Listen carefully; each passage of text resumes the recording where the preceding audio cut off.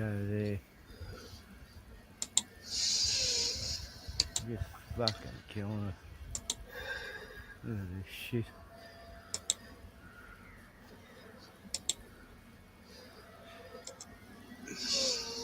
People think that's a cloud soon. The sun's been totally covered by the morning chemtrails. This fucking horror. It's fucked.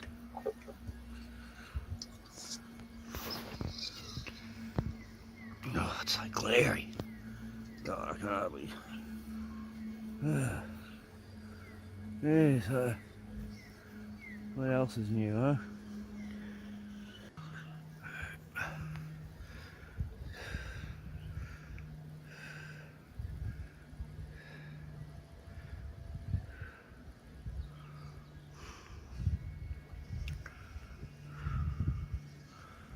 Look at it, it's all twisty.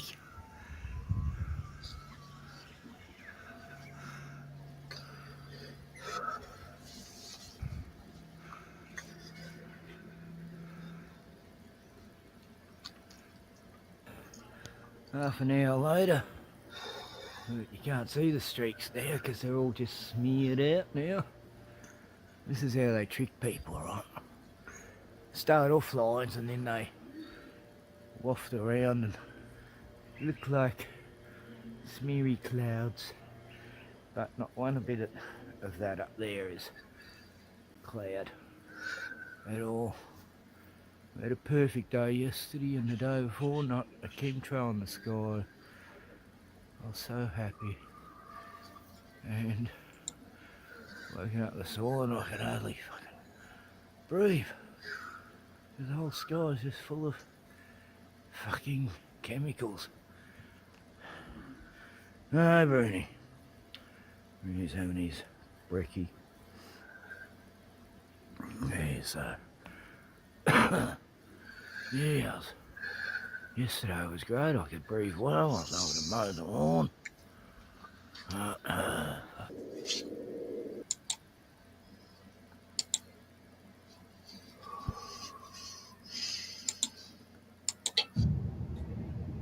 Hey guys, came across this video on YouTube. Now this video is from SA Truckers, right? SA Truckers YouTube page. I thought SA was South Australia, which is why I looked at it. Turns out it's South African. Now the thing about South Africa is, in Australia, driving a semi-trailer, we can actually travel at 100 kilometres an hour, maximum speed. In South Africa, they're capped at 80 kilometres an hour. 80 kilometres an hour in a semi-trailer. Now, take note of his speed limit that he's doing. So look up to the top and take note of his speed limit.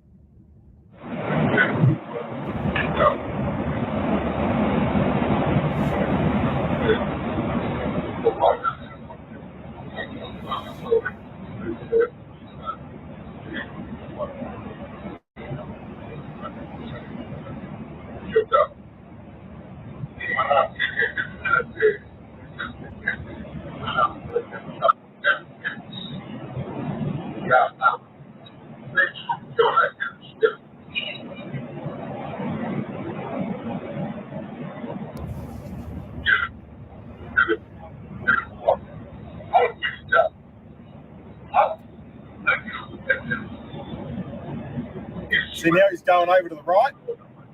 He's flying past, overtaken, doesn't realise they're going slow for a reason. B double turning right. Bang! Oh.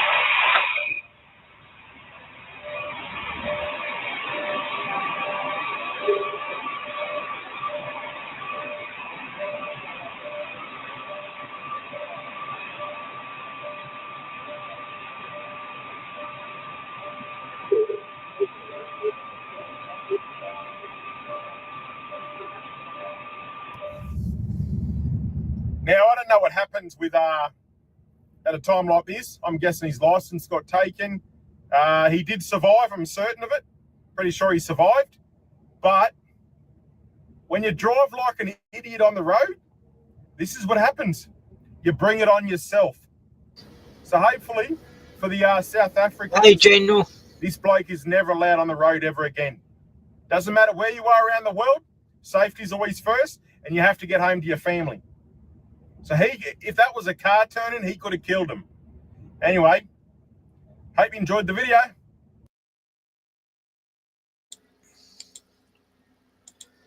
Yeah, so they got these inexperienced black South Africans driving trucks there, you know. And it used to take like so many per years before you could drive a certain load here in Australia. Like these truck drivers had to go through all these circles and rings to get to where they are with the loads they carry. But no, now they're hiring Indians and Africans to drive these trucks, and they're killing people on the roads left, right and centre the last 6 months. And they don't need a big course to do. They just give them their license, going, yep, you can drive a truck, can you? Okay, go for it. It's just mental. It is what it is. Anyway. Hey, General Soros, you'll be back in a while. Oh, cool. Yeah, so, no, it's bad, you know. Don't drive trucks if you, God, I mean, it's a nightmare to think these like the guy's driving a truck with one hand, you know, his other hand's rubbing his stomach or something, you know. Oh, God. Anyway, that's Aaron, the typical truckie. Sub to him. He's good. I've watched a few vids he's done over a few months. He's talked about this a few times.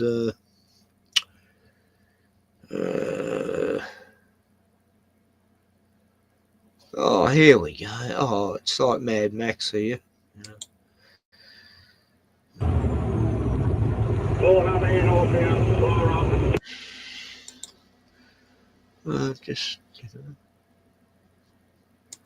Just another day on the Australian roads. Here we go.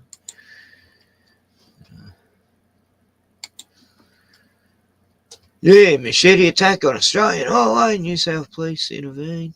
I mean, you know, us Aussies, we've never attacked anyone with machetes, you know, not a proper Aussie, but the only ones who ever made this a fad was, you know, these Africans, you know.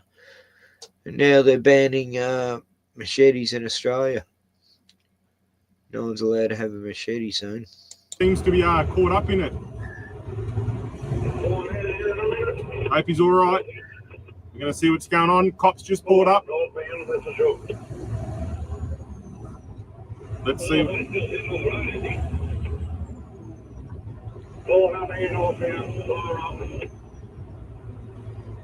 Oh, Jesus. What's going on here? In the car, can you just stop there, mate? Just stop there. Righto. Hey, check what's going on. Alright, let's get this sorted. Lock it up. Yeah, I've got a car carrier bloke pulled up beside me, blocking the northbound lane. I've got coppers walking towards us. Got a machete, this guy, eh? Drop that machete, idiot. All right, let's see what's going to happen here, guys. Some chick with a machete blocking off the road. She's going off ahead. Jesus. Crackhead.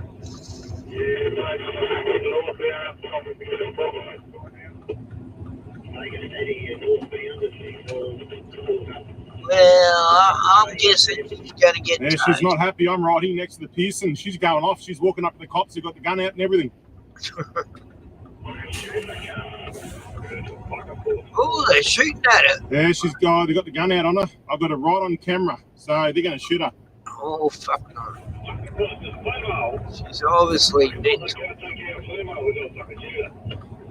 Yeah, well, they got no, she's got a big machete. They got the taser. Oh, they've just shot her with the taser. Oh, yeah. They've just shot her with the taser. She's still standing. She's on something. Wow. That's strong.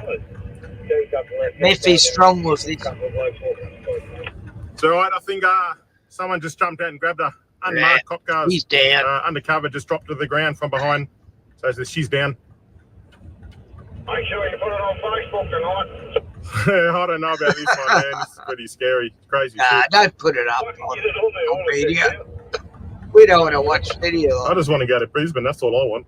Stopping northbound and Godfrey Road, cross over.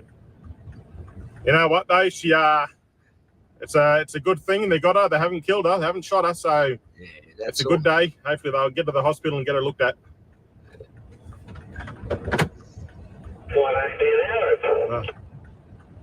Could have ended a lot worse. On the road, was he?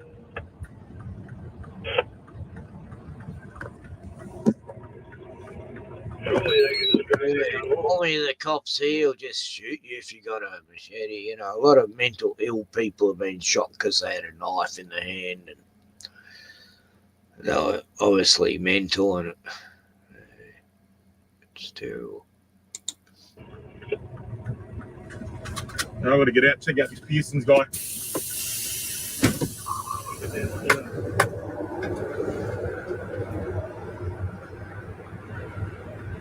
Looks African.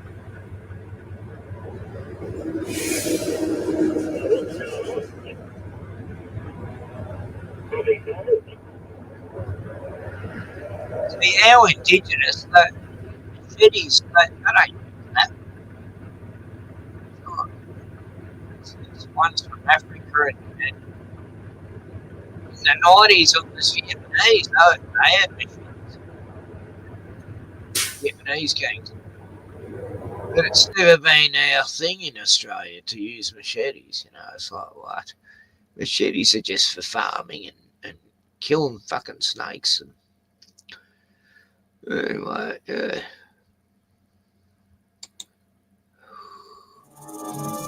Bet it out. Anyway, a word from our sponsor. You win some, you lose more. Good evening. Machetes and large knives will be pulled from shelves within days as authorities fast-track a ban following a weekend of terrifying violence. Tonight we have new pictures of the horrific gang fight that played out in front of scared shoppers at Northland, and of a hero citizen who tripped up, then took down a suspect, bringing an end to the horrific rampage. Got a hero here. We have every angle of this story covered tonight. Chief Crime Reporter Cassie Zervos. Rival gang members unleash on each other with machetes in a planned retaliation attack in the heart of one of Melbourne's busiest shopping centres. I definitely saw, I thought it was two separate people get hit, but they were swinging it all over the place. Their chosen battleground, this Northland food court, packed with families enjoying their Sunday afternoon. But within seconds, panic erupts as parents and their children run to safety. Some shoppers took shelter under food court tables and behind store shutters. Confusion quickly kicked in amid the chaos. In the wake of the Bondi... Yeah, so this happened, right? This has been happening frequently the last year. Machete attacks everywhere, you know, all Sydney, Melbourne, yeah. And they're not Australians doing this, you know. They're either Middle East or African. Yeah. And most of the time they're having their little fucking tiffs between each other, you know. And they don't give a fuck about the public around them, the idiots. Giving machetes a bad name, I mean, for fuck's sake, you know, a machete's just a tool, you know. Like a hammer is. A hammer can be a weapon if you want it to be, but it's not, you know, it's not a weapon until it's made a weapon. Same as a machete. So, because we're, you know, welcoming all these immigrants into our country, we're banning machetes now for their sake. You know, like we now have to have new laws to ban things because of the immigrants we're bringing in. You know, like, what the fuck? Why should we be the ones to suffer? You know, we never brought a machete to a fucking knife fight. Well, we didn't have knife fights. We used to punch on in the old days, and now everyone's got a fucking knife. Fucking coward cunts. That's not a way to fight. Knives. Fuck off. That's not the Aussie way, fighting with knives. Get fucked. That's a fucking immigrant thing. Anyway, that's what's happening now. We're getting all our machetes taken away. Soon they'll ban hammers and kitchen knives and butter knives. And will all be assigned plastic knives soon. Fucking nanny fucking state. Anyway, I just realised this is 7 News, and they love to, they love to copyright anyone who shows the footage, even though we as taxpayers pay for these channels, these mainstream fucked up, lying puppethead channels.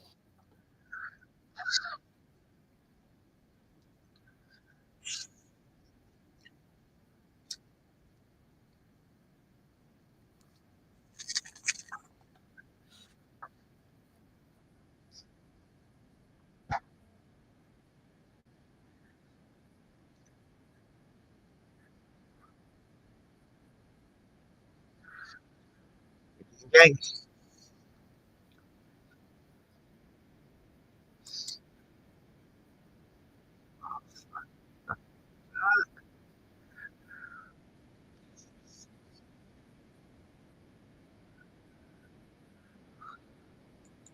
Come and sort of show, and that's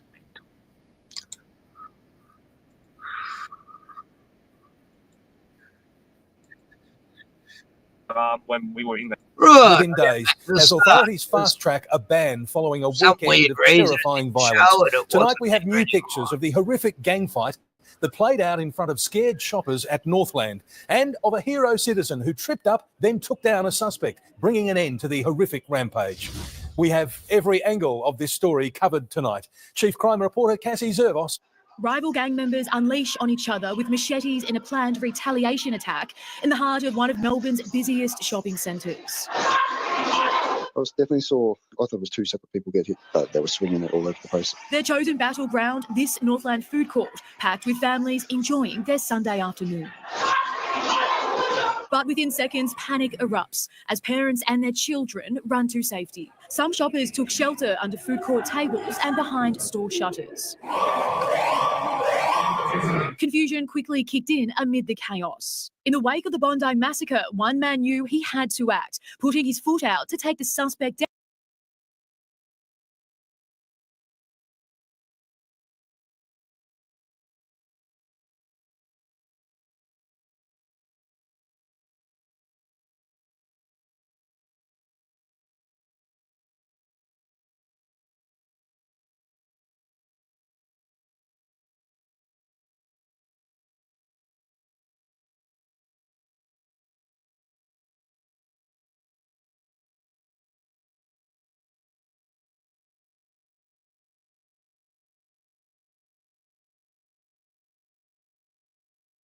Down in a citizen's arrest. I was just thinking, just holding your position, wait for the police. How long were you there on the ground holding it? It seems about 5 minutes, something like that. It was just until kind of police came and took over. We thank him for what he did, and we expect that we'll recognise him appropriately in due course. Strangers rushed to the aid of one injured gang member. didn't know what was happening. We didn't hear any alarms. There were no security guards anywhere, no police presence. We couldn't hear any sirens. Today, officers increased their patrols as a measure of reassurance.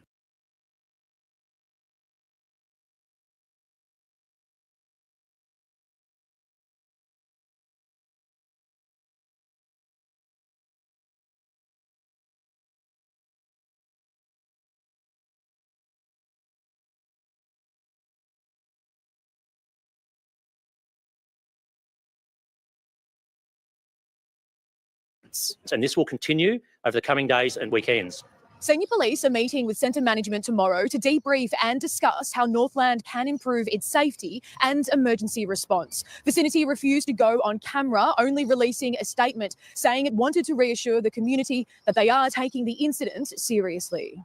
I'm actually very disappointed with Vicinity. There was no communication, there was no evacuation plan. We actually heard the alarm when we were in the car, and that would have been 15 minutes after we left the centre. There was no alarm. When we were in Smiggles, I didn't hear an alarm. And then when we got out of Smiggles, we were in the food court and the second round happened, got knocked over. A 16-year-old boy and a 15-year-old boy were arrested at the scene. 7 News can reveal both were on bail. The 15-year-old is on multiple counts for serious offending. These people and the gangs that they align themselves are well known to police. Just hours after they're accused of causing the mayhem, their gangmates posted and boasted, calling to free the pair. And Cassie Zervos is at Northland Shopping Centre tonight. Cassie, police are rounding up the suspects.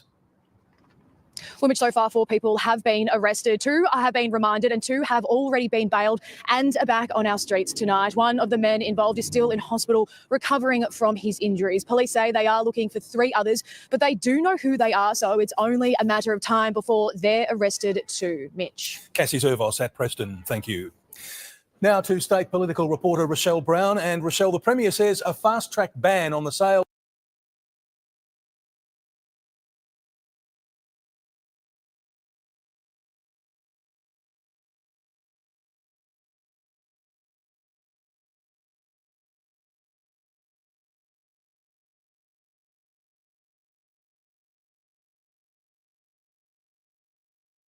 of machetes will choke supply of the dangerous knives.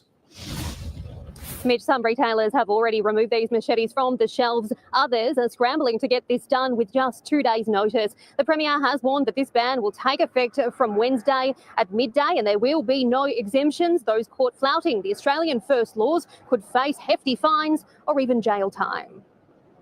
Off the shelves, but still on the streets, a statewide ban on the sale of machetes fast-tracked after a weekend of shocking violence. We're doing this today as quickly as possible because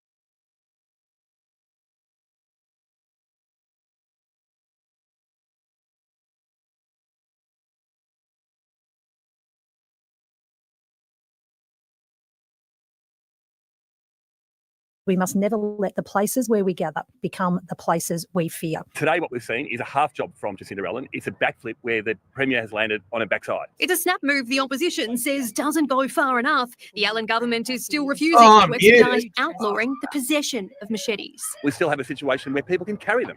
I mean, for what reason should somebody be carrying a machete on the streets of Melbourne? No reason at all. They should be banned today. It's a sentiment shared. Look, I totally agree. There is no place in a city or the suburbs of Melbourne for a machete. Yeah, I agree with that. But it doesn't mean all us country people should have to give up our machetes, you know. I've used a machete for fucking 25 years, cutting down bracken and weeds and shit to clear the land, and oh wow, I'd be lost with a machete. Machetes are fucking beautiful, you know. They're not a weapon, they're a fucking tool. This is mental. Just because Africans come here, and you know, in the 90s it was Vietnamese gangs, you know, getting around machetes, but Aussie gangs never did that shit, you know. Well, not when I was in my day, nah, you know. You're going to have a fight, you punched on, you didn't fucking bring a knife or a machete. I mean, that's just coward shit. Anyway, I did know a few Vietnamese young dudes back in the 90s, and they were part of a gang. Me younger brothers knew them and their friends, and yeah, there's one young dude. I mean, I liked him, and it's just, I kept telling him, don't take knives around the streets, mate. You're going to get in big trouble. Anyway, they went down to some coastal place, Apollo Bay. And 4 of them are walking along the beach, and one's got a machete, the guy knew, and yeah, 20 guys fucking jumped them, these drunk locals. What are you doing here, beach? You fucking... Anyway, yeah, the guy knew he sort of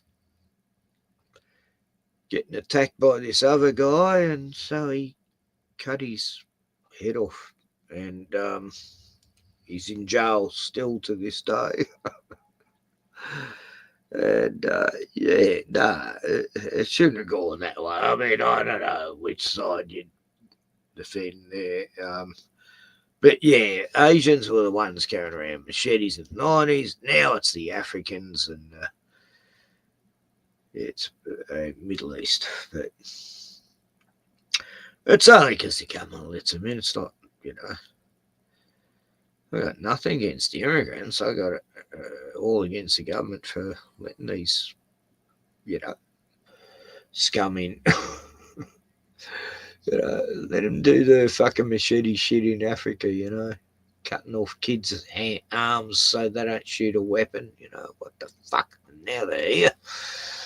Anyway, I'm having a rave. Oh, cool. General, you can hear me? Yeah. I'm all over the place.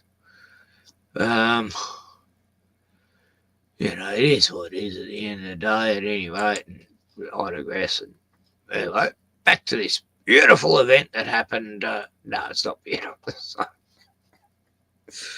This nightmare, horrific story, but I mean, the only ones who got injured were gang members, so I don't see why it's horrific. I mean, yeah, good on them if they're only hurting each other. Thank God no civilians got hurt, but what piece of shit bringing it to the public, their little fucking fights. At least, in Compton, they fight in the hood, don't they? They don't go in a fucking mall and shit, boys in the hood, they didn't go to malls and have their battles. They do drive-by shootings, and they had some code. But these cunts, they're shooting up in front of the public. I mean, attacking it. Anyway, all the story, 7 years, they tell you everything, Oh, God, you got to listen to all their 4 main news channels in Australia. 5. Yeah. Shared by many in the wake of the Northland brawl. Mikey O'Halloran's Oh, partner God, was the look at this victim of a thing. previous machete attack at a same Preston centre. What the? It's really traumatizing. Oh, my God, I'm traumatized just looking at this guy. I don't know why they would have attacked this guy or his partner. I've got no idea, and that's terrible. No, I'd never attack someone who looked like that. I'd just feel sorry for him and go, "Oh, you poor guy." Okay, you didn't get you didn't have a dad, you poor bloke. I'm so sorry. I thought he was going to die. September's not soon enough. How many crimes are going to happen? How many youth crimes as well until that date? We're doing this in record time. We're doing it effectively and safely, and we're doing it with the... Oh, Anthony Carbines, what a tough cop this guy is. Look, you want to lead a tough police force, get this guy. Full support of the experts. The interim sale ban will come into effect at midday on Wednesday, meaning retailers will need to move swiftly to remove knives with a blade longer than 20 centimetres from their stores. Kitchen knives will be exempt. Retailers will need to safely store those knives away until the amnesty begins on September 1. I'm telling you, it's going to be plastic knives for everyone soon. Oh, God. And the wider ban on the possession of machetes kicks in. A task force will be established in the coming days to ensure stores Hi, comply with the ban. Rachel. Those caught out Rochelle. could face fines of more than $200,000 or prison time. Rochelle, I got a suggestion. Lay off the hamburgers. This is the tool that we are using And to you choke too, the supply Jessie. of these dangerous weapons immediately. It won't get them out of the homes, from No, under the no. beds, from Wait, down the trouser pockets of people in our streets. Rochelle Brown. Bloody Wayne Gat. What a good name for a cop. Gat. Or Gatling gun. Oh, fuck. Anyway. 7 News. Dong, dong. That was trolling. Anyway, that's what's happening in Melbourne. My city. I was born and bred in Melbourne, and now there's machete attacks left, right, and centre, and carjackings, and junkies, and the whole world's fucking changed. I fall asleep for a fucking decade and wake up to this shit. So, anyway, it is what it is at the end of the day. So, where's Gordon? Thought he'd turn up. Where's Joe Dirt and Glenn from Boston? And, oh, forgot me. It's just me now. That's what happens when you get a new channel after 20 have been exterminated. Over the years, you get less and less and less viewers and subs. It is what it is. He's a flying machete fuck. Anyway, I don't care.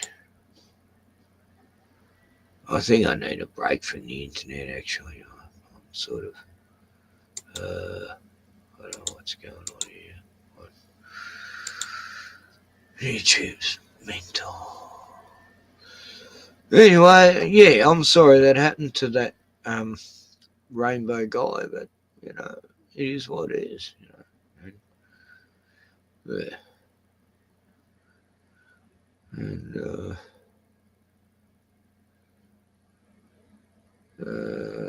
let's see. There's a new sexuality out now called petrosexuality, unveiled as the newest sexuality. You know what? I saw that story. I didn't even want to. I couldn't be fucking bothered learning what it was. I mean, I know it's going to be ridiculous. Fuck that shit.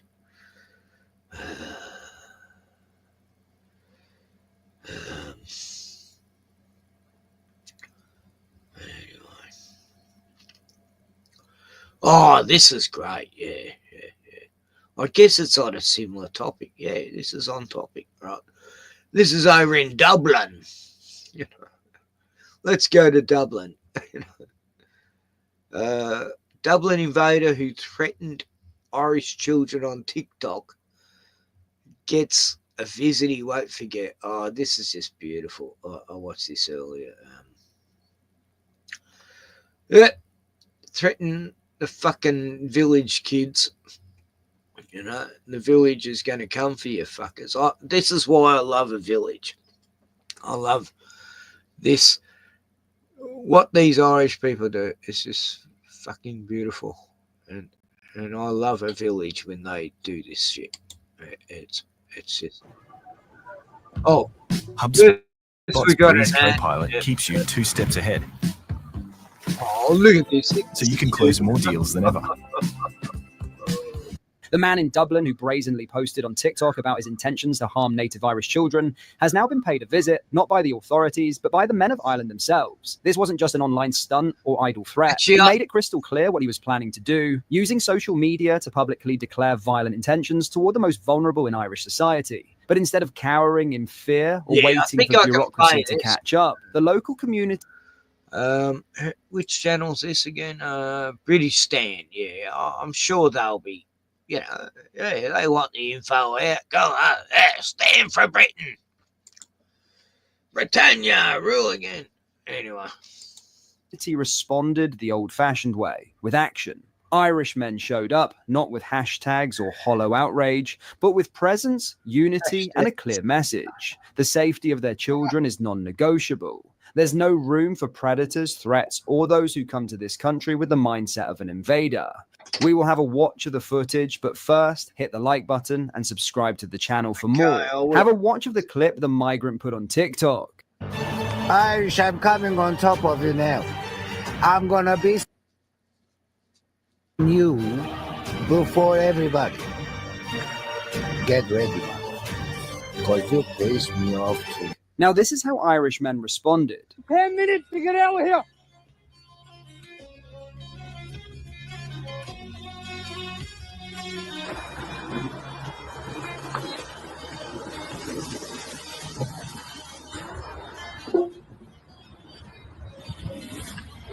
This is why all these camps need to be broke up all over the country and shut down. These are dangerous men here. Blades, knives, threatening members of the public. All sorts he has here. These camps have to be simple. We can't have this stuff in our country. Men threatening our women and kids like that. Who the f does this man think he is? To put all our women and children in danger.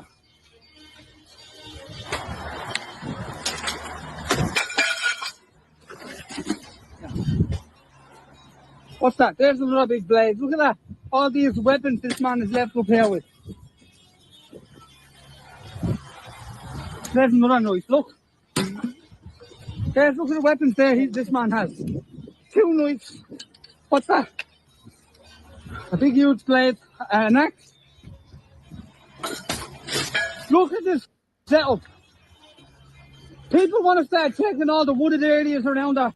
Look at the camp of this guy. The guy's threatened to kill Irish children, stab them. They go to his camp and they're finding heaps and heaps of weapons, and the cops will do nothing about this guy. So the people in the village decide they're going to stop it, you know, and because the cops refuse to help in any way. So they're going to move this guy's camp along a bit. Communities and running these men, break all these camps up. Something be happening in our country. These men are let do what they want and threaten all our women and kids. But what is happening around us? I don't know who the think they are.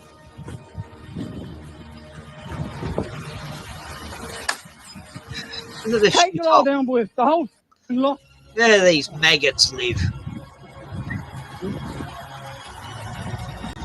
There's a ladder there, look. Stand on that ladder, knock that whole thing down. When I lived off the grid, I made sure my campsite was clean, you know. There's never rubbish around and shit, you know. What a filthy cockroach. This whole camp is coming down. The water there for the cunt.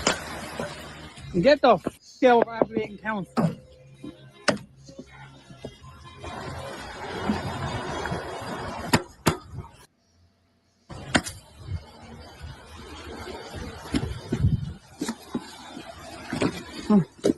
Oh, general backstory, right? This guy's posted on TikTok how he's going to go and stab a whole bunch of Irish kids. You know, he hates them, and he's going to. Everyone's going to feel his, you know, retribution on Irish people, and so you know the locals are told the cops have done nothing, so they decided to do a TikTok back, you know, because he posted his video on TikTok. So this is a retaliation TikTok video. This is, I mean, fuck, of course you do this. I'd do it in this town if this was what we find out, you know. Yeah, I'd get the town together and let's move this person on. Threaten to kill kids, you fucker. That's it now. That's what you all want to start doing in your community. Don't be letting these men come around here and intimidate all these women and kids and make threats like that. Don't sit in their ass watching these standards of the football are sitting in the fucking pub all day. Get up and do something for your women and kids. Let these men come into the country, above all the Irish homeless. Set up camps, make threats, and do and say what right. Because I want to top the on. This is no bleeding joke anymore. Take the whole thing down, the whole lot. Go down.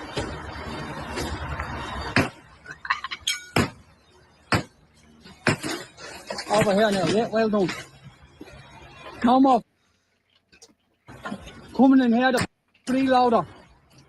Threatening our women and kids. Fucking trashing the forest, you know, nature, no respect, you know, piece of shit.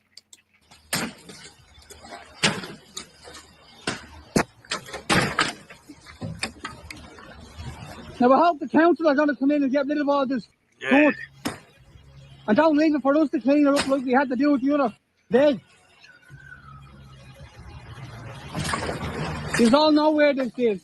The car that were driving up and down that motorway all day, they knew where this man was. Knew he was a threat to the public. I never fucking done that. Fuck.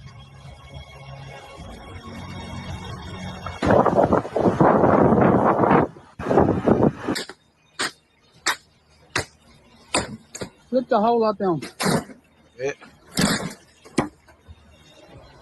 Flip that one there. That one there. Flip that whole thing down.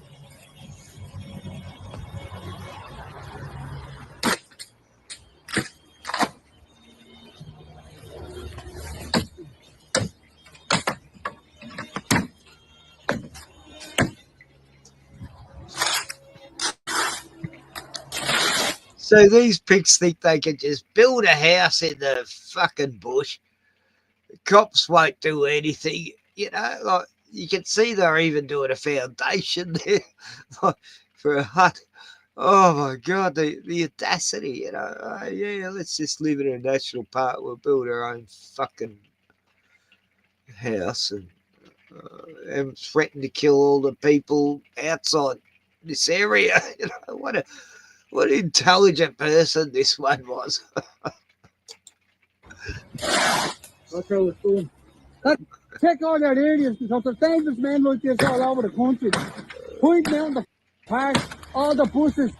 Get up and do Right, you got to live off the grid. You don't go threaten the people in the community around you. You know, you know, surely you want to be left alone. But no, this guy's making TikToks about killing all the kids in town. You know, oh God. I mean, and from the looks of what I've seen of this video, yeah, the cops couldn't do anything about this. They had every right to do this. So this is justified, and I love it. something about it. This isn't a fucking joke anymore. There you go. That's all the blades this man has here. Look. Hatchets, knives. Look at that. There's his pipe there. Look. Bottles of gas. Everything that comes here. That's the end of that. What are your thoughts on this? Let me know in the comments. In other news, Conservative Party leader Kemi Badenoch has vowed to continue telling the truth rather than chasing polls with easy policies, despite the party's challenging position in recent polling. Speaking to the media, Badenoch acknowledged the Tories are facing tough times, but insisted she would not be underestimated. In the latest YouGov poll, the Conservative Party plummeted to fourth place with 16%, marking their worst performance in 6 years. Reform UK has continued its remarkable surge, rising to 29% of support, while Labour remains steady at 22%. Addressing the polling, Camilla told Badenoch, "You point out it's been a disastrous week for Labour. We've got the EU surrender, we've got the bungled Albanian trip, which was embarrassing, we've got the Chagos." Yeah, anyway, this woman apparently is against all this bullshit that I was just showing, and very good on her. Kudos. But, you know, she's like, what, way down the ladder of being one of the major parties, so it doesn't matter. Yes, I don't know, I just tell totally enjoyed that video of those Irish guys just demolishing that fucking cesspool camp. There's some idiot who's threatened to kill kids, you know. Like, well, I know someone who's done that, called a puck elf. You know, he's threatened to kill like 10 different people's kids and cats and dogs. And he just thinks, you know, you can make idle threats on the internet. It means nothing. I don't know.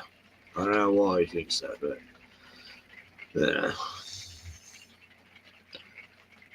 anyway, I'll stick to the UK. Here we go. There's a mate of mine. 5 minutes out here. David Yates. A lot of people now are placing their faith in Robert Kennedy Jr., yeah, promising the earth. Whether he's going to deliver on them promises, I have no idea, yeah, but there's one promise that people keep now saying they've heard or suspect he's made, yeah, saying that he's going to stop the chemtrails, this geoengineering. He's not going to stop it, folks. Yeah, the military-industrial complex is bigger than any government, yeah? And it's them that's running this, and they've been running it for longer than most of us have been alive, folks. And they've no intentions of stopping, yeah? So no matter what promises you think you've heard from any of these fuckers, or any of these countries, from Texas banning it, yeah, from Australia banning fucking chemtrails or whatever, yeah? Bullshit. It ain't going away, folks.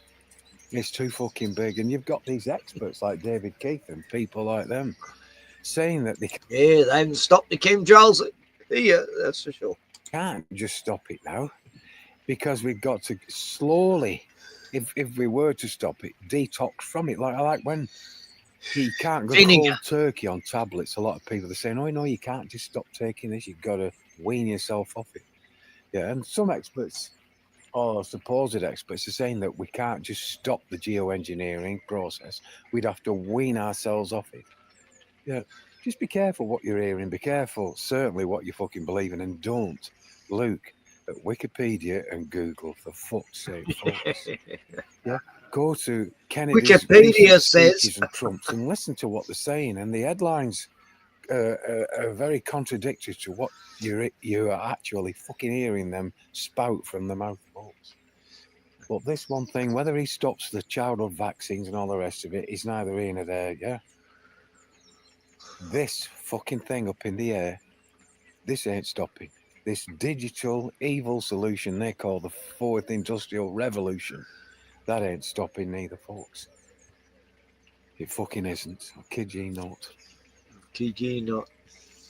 No puppies. I've been watching him and his dogs for 10 years. I've watched these dogs, you know, they've outlived 3 of my dogs, you know. They're smaller dogs, but yeah, I was watching him when I still had Sasha, my last Rottweiler, Ivy, my Pitbull Arab, Annie the Beagle, and my last dog standing, Bruno, was having a big snooze on the couch. He's had a big day, haven't you, buddy? Lots of people going past, well, you know, vehicles and cancel vehicles. And, he's been keeping guard very well. Well, it is what it is. At the end of the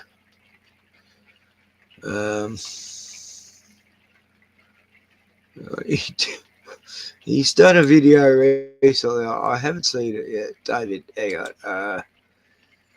He does this character. It's so funny. Oh, where is it? Don't tell me that, man. Oh, no, here we are. 2 days ago. Peabody. He does a character called Mr. Peabody. He pretends he's like a relative of David. Oh, fuck, it's funny. I haven't seen this one, though. And my dad's dog And I'm in fine singing fettle today, folks. It's Peabody here. And I'm on top of the world and looking down on creation, and the only explanation I can find is that people won't look because they do not give a fuck. They're either deaf or dumb or completely fucking blind. Dumb. Ooh, look, folks. You can see the spray lines shooting across the UK.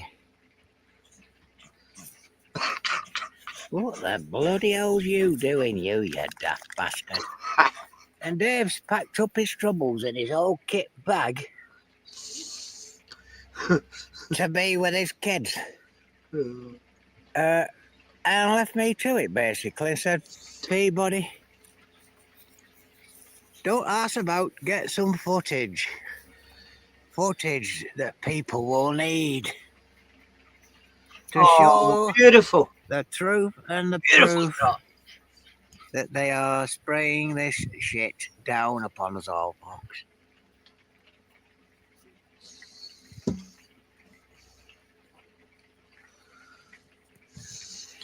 Oh, I never felt more like singing the spews. And look at it, folks, puking down on us. Puke and putrid, disgusting shit. It's beyond. And look, oh, there's that ring Dave spots. That black eye. Iridescent. That dire Petroleum ring. ring. He calls it the dire ring. The ring of dire, that's it. And the black eye given to the sun. To the porthole, he calls it, that porthole. As you can see there, folks. It's a porthole. And he says the light comes through the sun, not from it. And we've got a plane over here. Dave shall be pleased with me today for getting this footage for him of these planes shooting shit across the sky.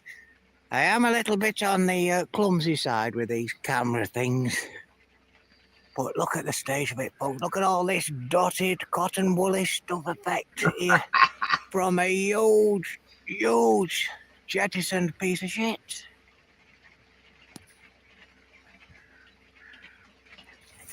Oh, you don't wander off.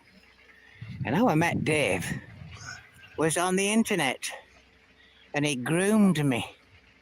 Definitely groomed me, folks, because I was a non-believer in this stuff here. Yeah. I thought that he was taking the piss, and I got in touch with him to try and lure him in a trap so that I could prove that he was full of crap. Look, just look at that. Isn't that fucking horrendous? This is fucking northern England, you know? And it's like, you can tell that those are real clouds there. But everything behind it is not, you know, it's just horrendous. This is what we get to, but they're actually getting it worse, you know. We're getting it bad, but UK north, England north, terrible.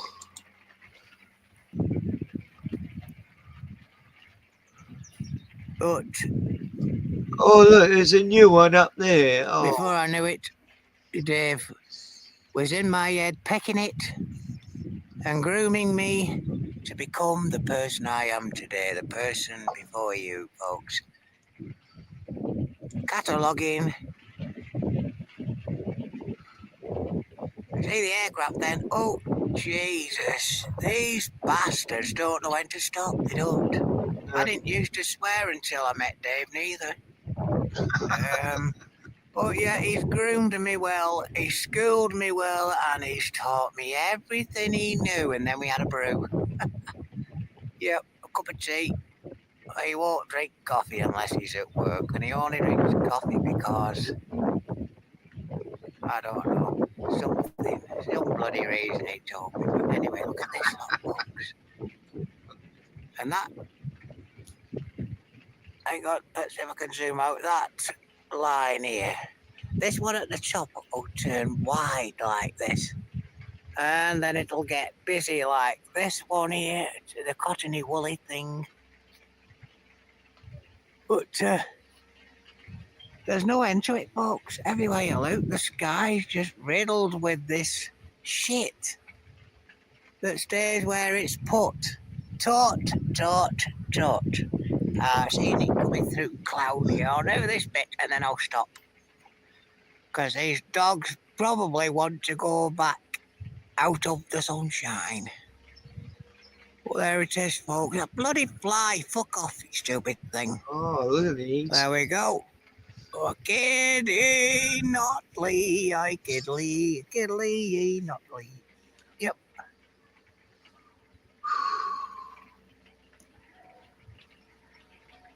Oh, poor eagle. Oh, it's an aeroplane. That's not a chemtrailing one. I get that on me all the time. Now Dave's dogs have buggered off, disappeared from view. Let's have a look. I think one's here in the grass. Feasting like a cow. And the other one. Oi! What are you doing? Where is he? There he is, sat in grass there. The big fat lump, I call him. Come on, you! Biscuit! No, it's not working. I normally shout biscuit. Well, Dave shouts biscuit and it works.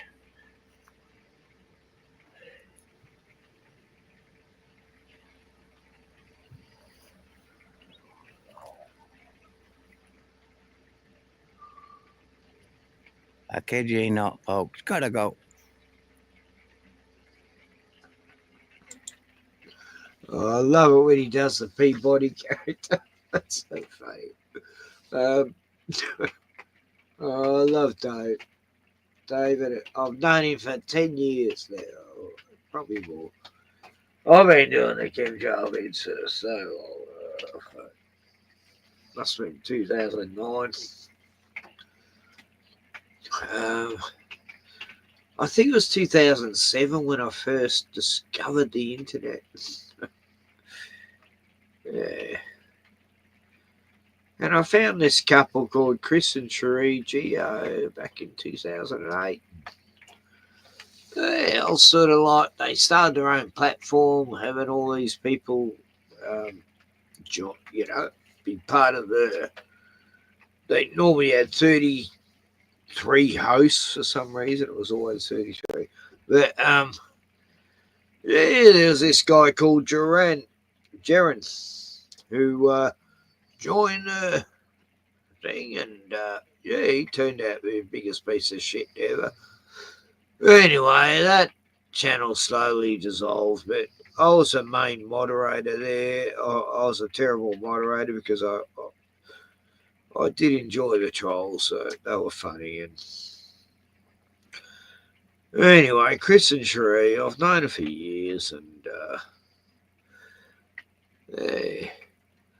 And I totally, I've been on their podcasts and stuff, or the channel, YouTube channel, and I don't agree with a lot of what they believe. And we've always been fine. We've never had an argument about my Christian beliefs and their ancient Egyptian. Anyway, but, I've always, I really cared about them. I don't know why. I just do. I like them. Anyway, Cherie's, yeah, they haven't done many streams last year. They went AWOL for a year, and then Chris has just come back recently, and turns out Cherie's dying. Yeah, and that's sad. She's young, she's only, I not even 50 yet. You know, she's like 46 or something. And Chris is in his 40s. Anyway, she's had a lot of health problems the last few years, but I just want to send prayers to Cherie.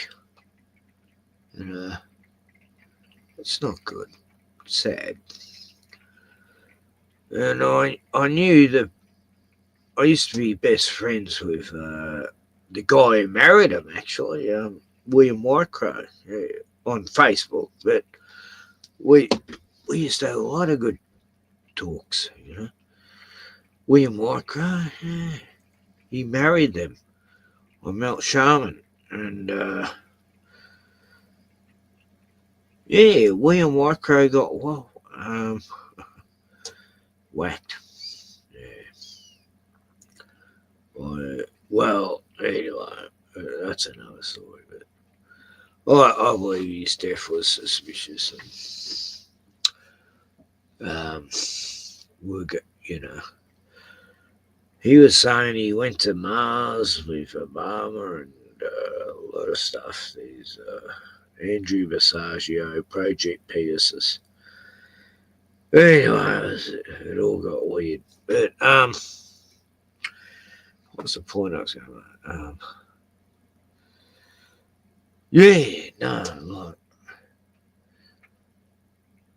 no, I'm sad to hear Cherie's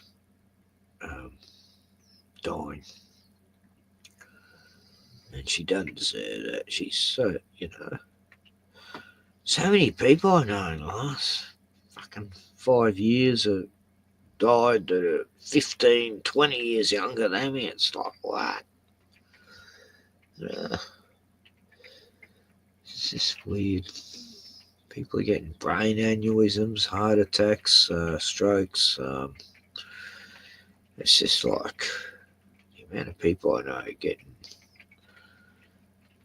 whereas it wasn't happening a few years back. And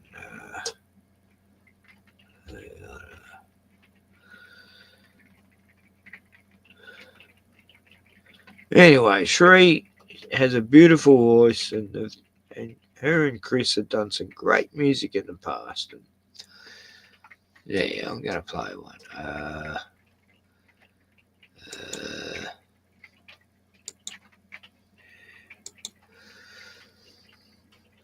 Okay.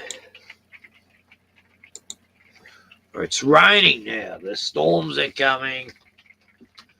But I was on another stream earlier. Rodney Wellness, and with Scott Level. We had a great old talk about Jesus,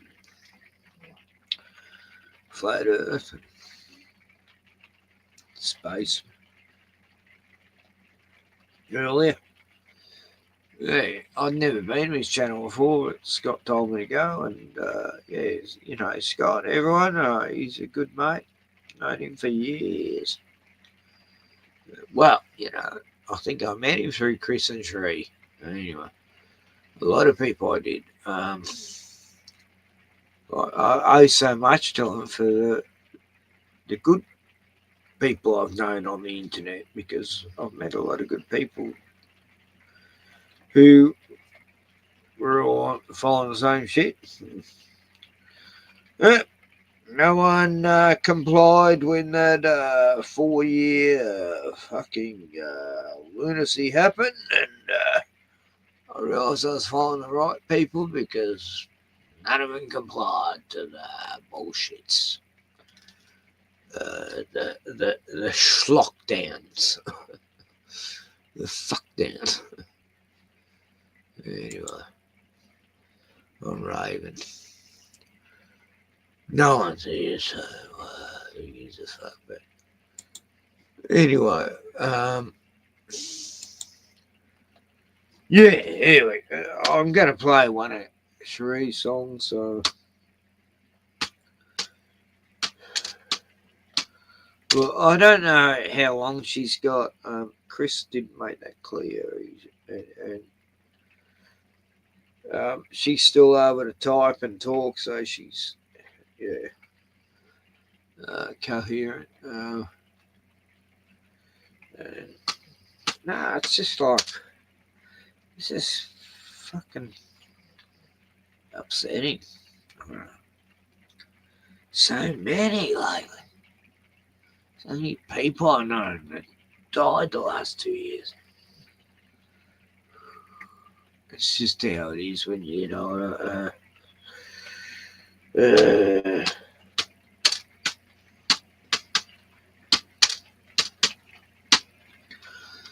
Right. Oh, get fucked. Oh, here we go. Yeah, did turn up. Okay.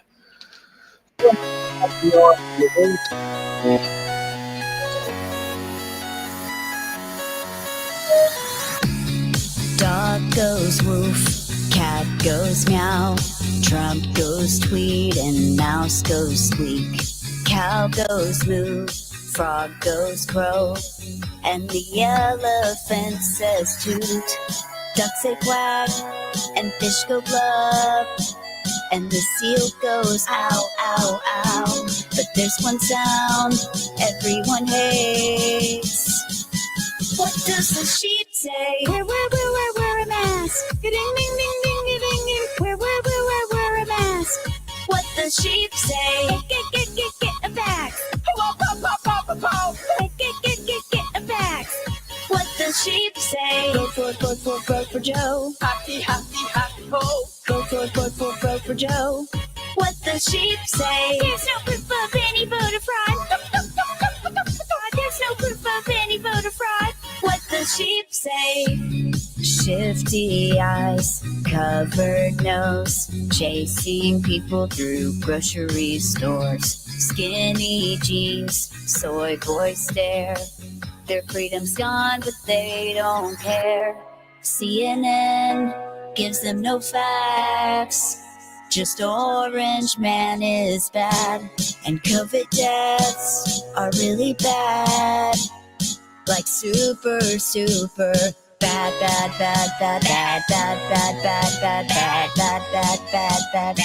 A deadly virus that's bad.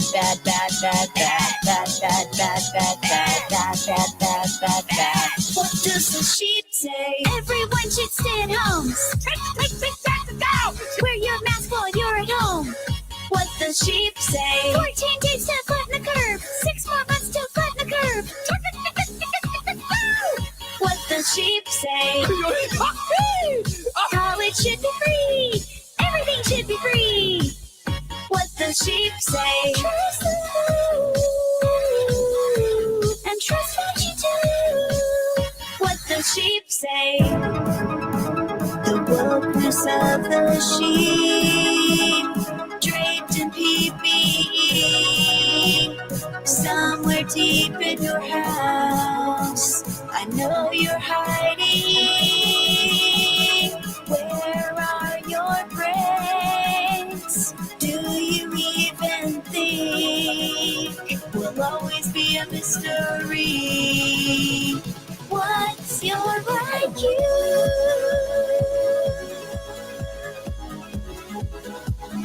Are you really stupid or dumbed down by the tube?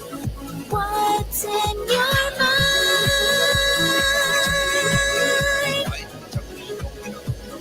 Will we ever know?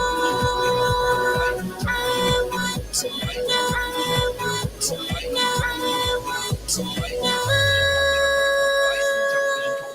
For Biden.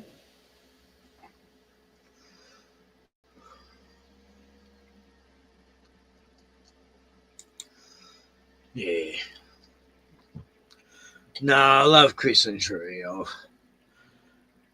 You know, I feel like their dad. You know, I was told them, you know, I'm your godfather. You know, whenever you need some. You know, we've had our religious arguments, but you know, we've always respected each other's. Yeah, I've never told them they're a piece of shit because they believe in Egyptian gods or whatever. No, but I love Sheree. I love Chris. I've known them so long. It's like, you know, despite their beliefs, I've never had a problem with, you know, and they've never had a problem with me, and we've always been able to talk. Unlike other people who, yeah, they become atheists and they're like, just want to kill you for believing in God. But anyway, no, they've done some good songs.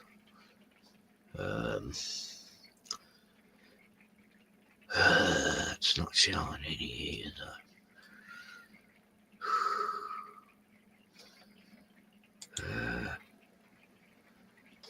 Maybe if I scroll down, you know, YouTube would suggest songs by the person you just played, but oh yeah, they did actually. About 20 vids down. Goddess Invocation by Chris and Sheree 4 years ago.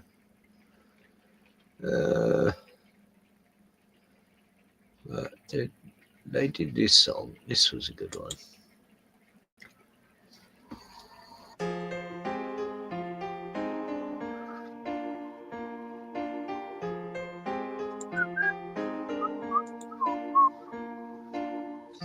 All around me are familiar faces, worn out places, worn out faces, bright and early for the daily races, going nowhere, going nowhere. Tell me what the fuck is wrong with the world today. Shallow-hearted, simple-minded, self-centered and gray. Separated by the classes, fashions and races. Hoping Mary Kay can hide their ugly faces. $1,000 suits won't fill your empty soul. Wanna be the big fish in a little fish bowl. Here we go, here's some truth. Take it to the grave. The tie around your neck is a leash for a slave. I gave and I gave. I tried to save the world. I was met with grown men laughing like little girls. Now they're scared on their knees. I already said it. Bin Laden, CIA, but they quickly forget, or they hardly believe it, even if they see it. You think September was bad? Shit, wait till they repeat it. Panic in the streets from a global recession, thinning out the herd with suicide and depression. The tears are filling up their glasses, no expression, no expression. Hide my head, I wanna drown my sorrow. No tomorrow, no tomorrow. Hide your head in the sand, drown yourself in sorrow. Not a fight in your soul, no hope for tomorrow. You're helpless and weak, a puppet to the puppets. Hopeless and meek, too afraid to say fuck it. They send your sons and daughters to die for their greed. No foreclose on your home, you're living in the street. You starve, they feast, the dollar gets weaker. Listen to the words coming out of your speakers. They don't care about oil, they don't care about money. It's all about power and control of your family. It's on the wake up and rally while we still have the chance. A single tear down my cheek as we dance the last dance, last dance, last dance, last dance, last dance, last dance.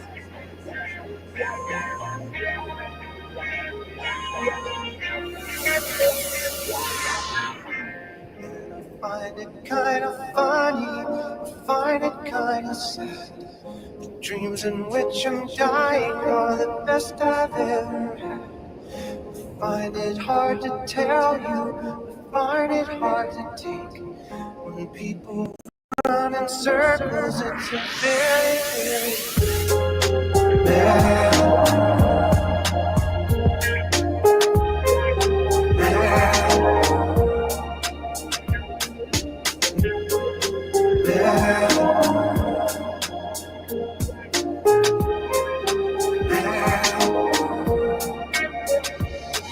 There's just enough bullshit to hold things together in this country.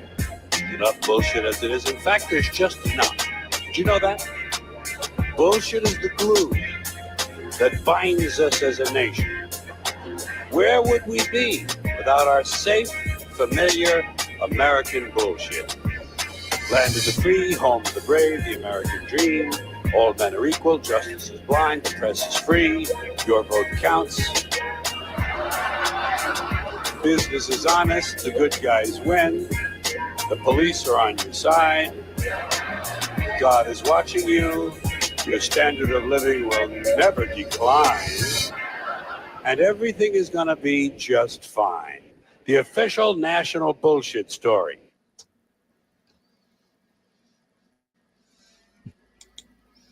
Yeah.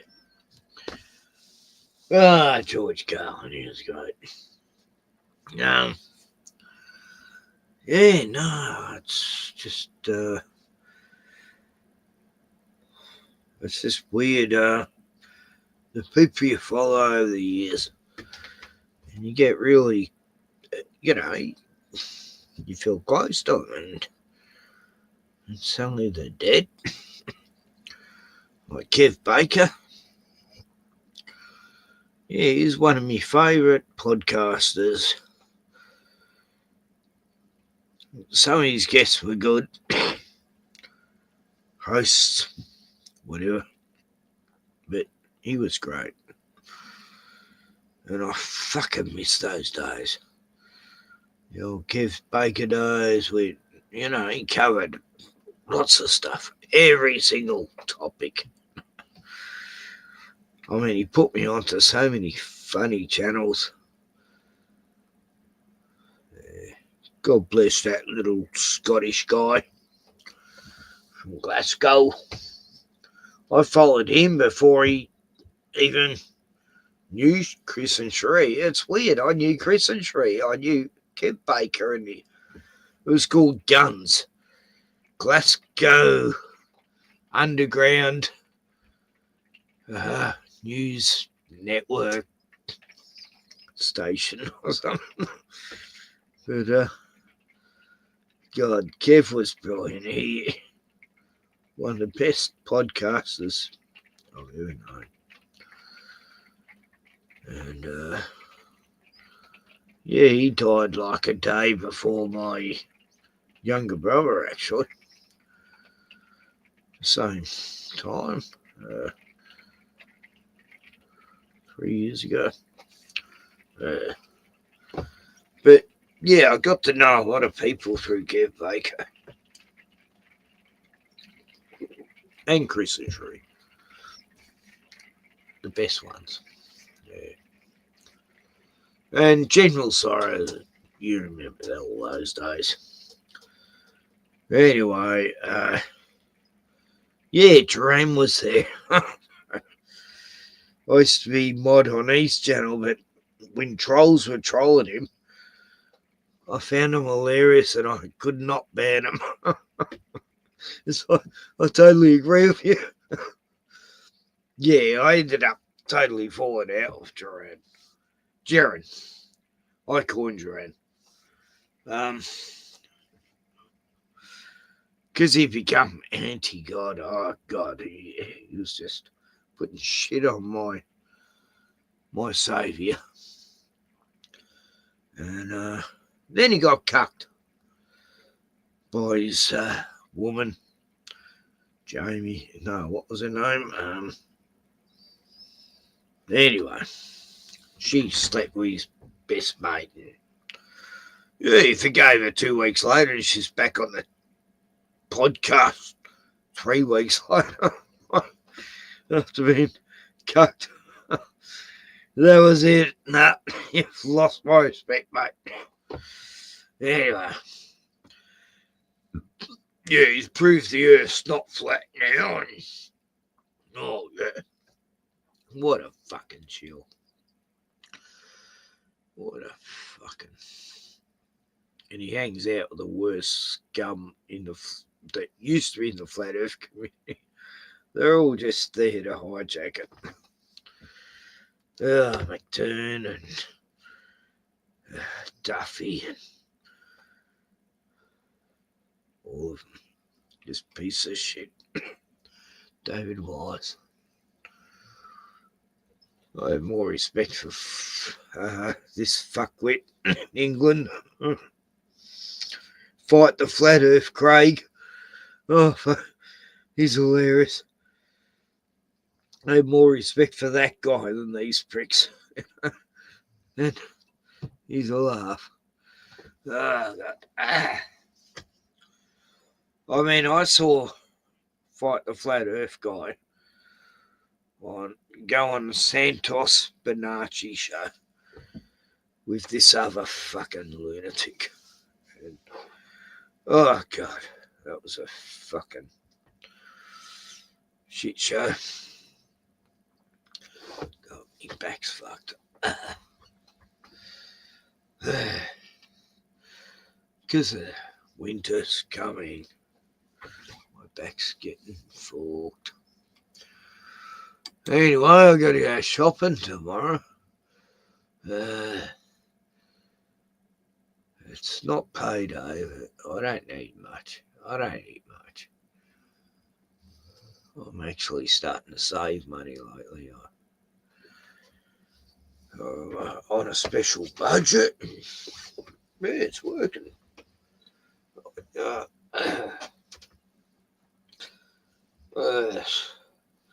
God, I just got to rest this back.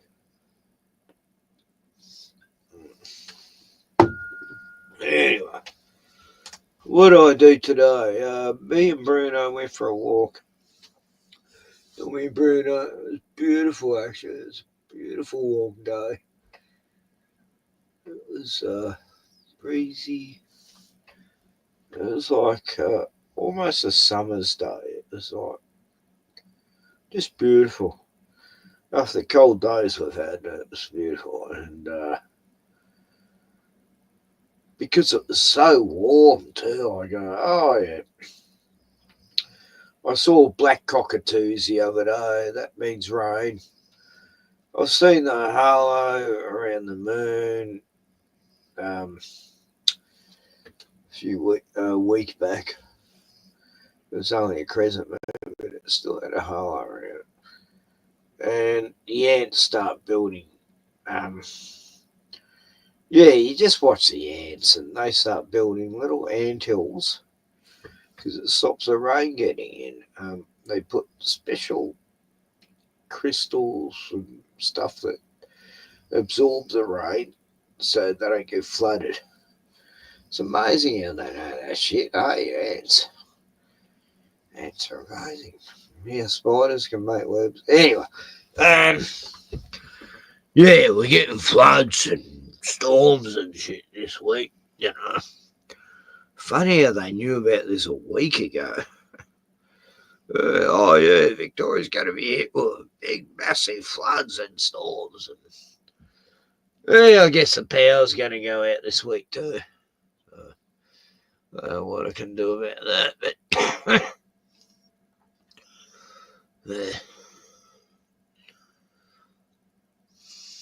anyway, 5 people. Wow. So, what's the topic? Was chemtrails for a short time? Okay, I'll go to history. I'm sure there's something I'm meant to show that will, blow people's brains out. Oh, fuck. Fucking back's killing me. I need a painkiller. I haven't got one though. I don't believe in. Well, I believe in painkillers. They exist. Yeah. I'm not gonna take them. They're not good for you.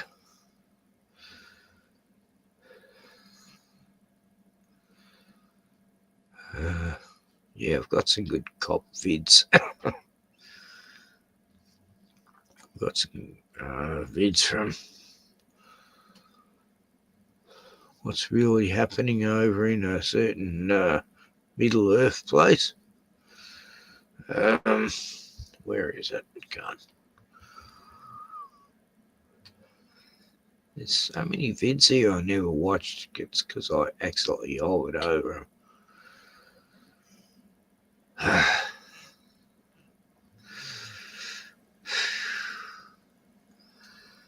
So, oh, my back's bad. Bruno. Bruno's snoring. He's having a dream. Hey, Bruno, have a good dream. Oh, the puppy dogs. Look at the puppy dogs, Bruno. Don't show beautiful. He's kicking. The puppy dog. Look at the puppy dog.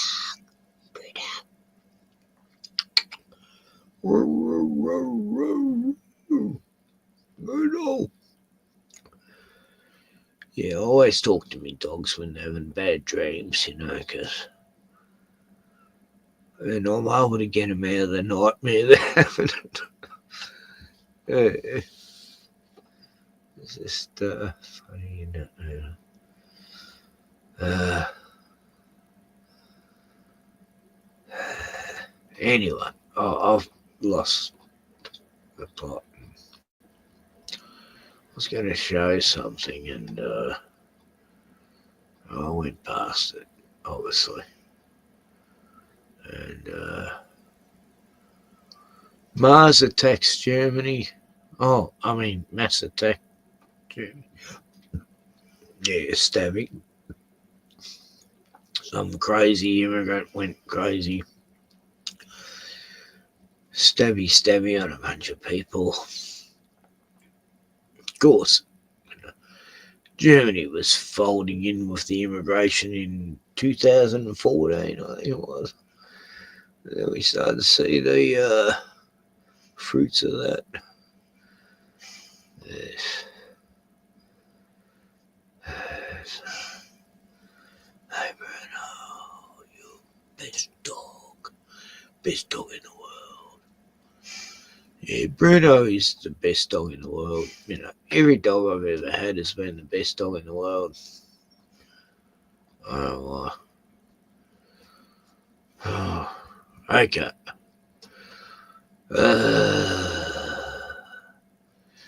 Here's a beautiful leader of our state. Oh, she's so gorgeous. I part with Ladbrokes because I get bigger odds with Odds Surge, even bigger than Damien Oliver's silk collection.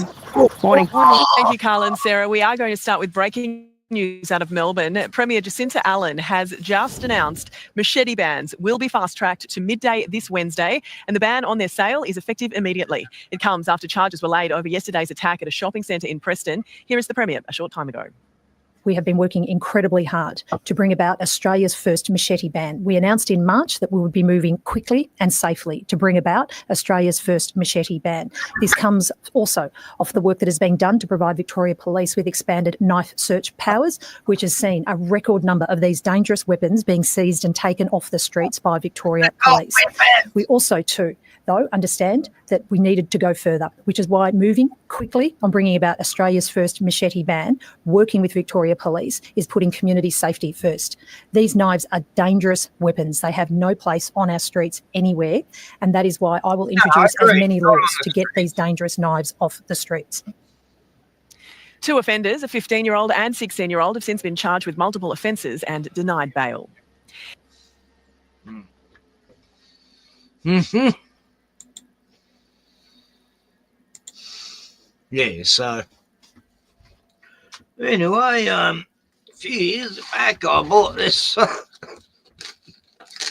German machete Gerber. Oh, look at that, Gerber.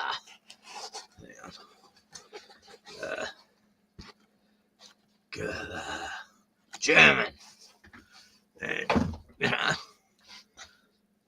this machete costs $120, but I got on a special for $60 15 years ago. And I got a whistle fire flint thing with it. And I've got, where is it? Where's me bloody knife?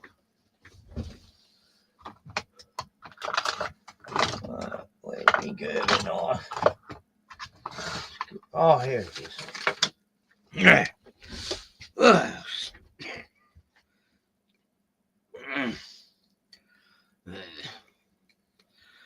Look, here's me Gerber knife.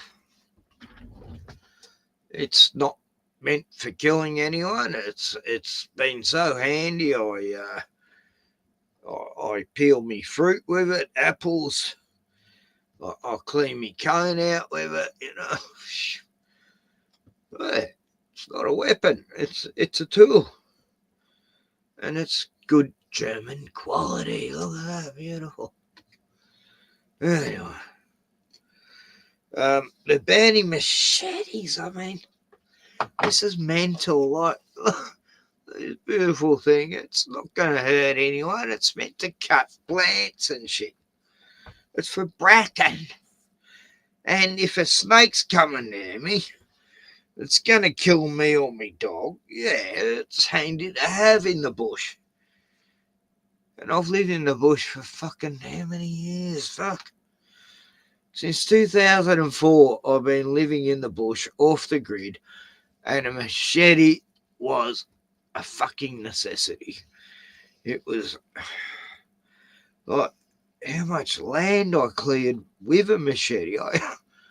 I cut down so many weeds with my last machete. I ended up having to buy this one because I wore the other one out. But machetes are beautiful. They're not weapons. They're tools. Tools of the trade. Look, this even got a saw to cut the tea tree. How can they do that? Are they going to come for my machete because I've got a machete? Like, at the moment, you're not allowed to buy a machete anymore. They haven't done a law on those who already have machetes, right? But, like, all these problems are in the city, and nothing like this happens in the country. What, they're going to come for country people soon? I'm just proud of my machete. It's not a weapon. You idiot, Jacinda. Like, you got to ban all machetes. Like, anything can be a weapon. Oh, God. A fucking wood stove poker. A fucking saucepan. Anything can be a weapon, and you got to ban everything soon.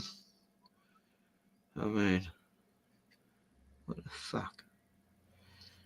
But anyway, I've never killed an animal or human with this machete. It's only killed plant life, and it's not a fucking weapon. Right, I got that cleared. Anyway, the cops will probably come for me tomorrow because this new fucking law. Oh, I guess I'll have to give it over to them. Yeah, okay, communist government. Yeah, I comply.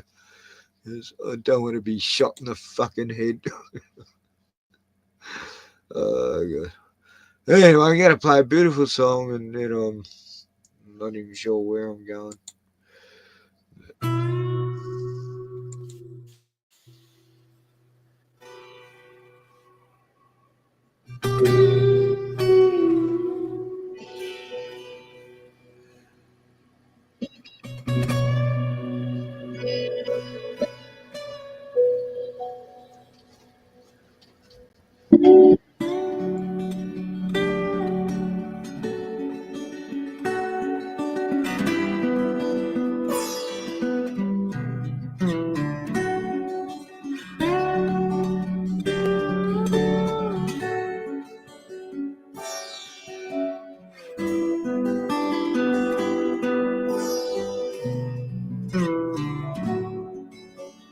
Hold me now, 'cause I'm tired here, coming down slowly from the life that I've lived into your arms, side by side again. So many lifetimes, so many changes in the wind. We go on and on from our forefathers, sharing their stories, sharing their traits as we tread. And it's you I see when I close my eyes, coming down slowly, wings open wide. My angel love, the one I've waited for, whispering softly to the depths of my soul. This is love.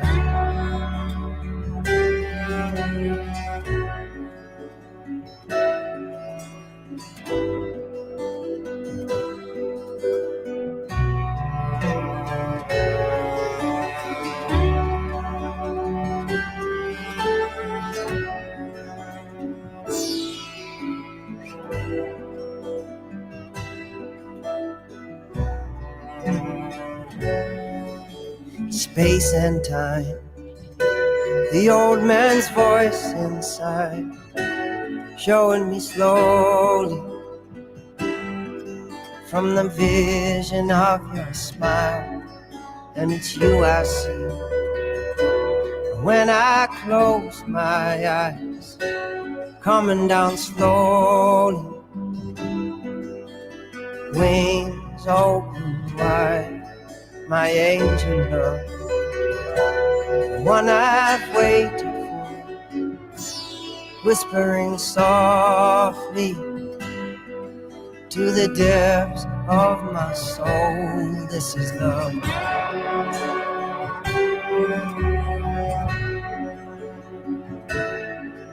This is true love.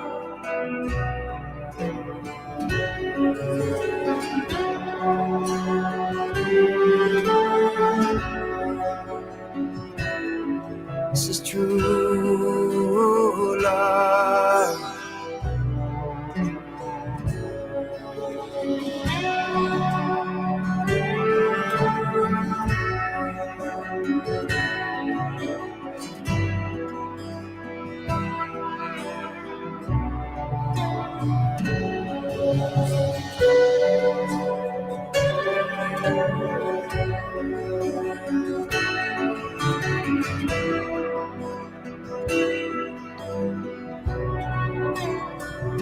Oh, there are chances we take, there are hearts that we break, and the choices we make, our hearts they can ache, and our fates can seem slow, cause we just wanna know, but it's clear when it comes, it's true love, this is love.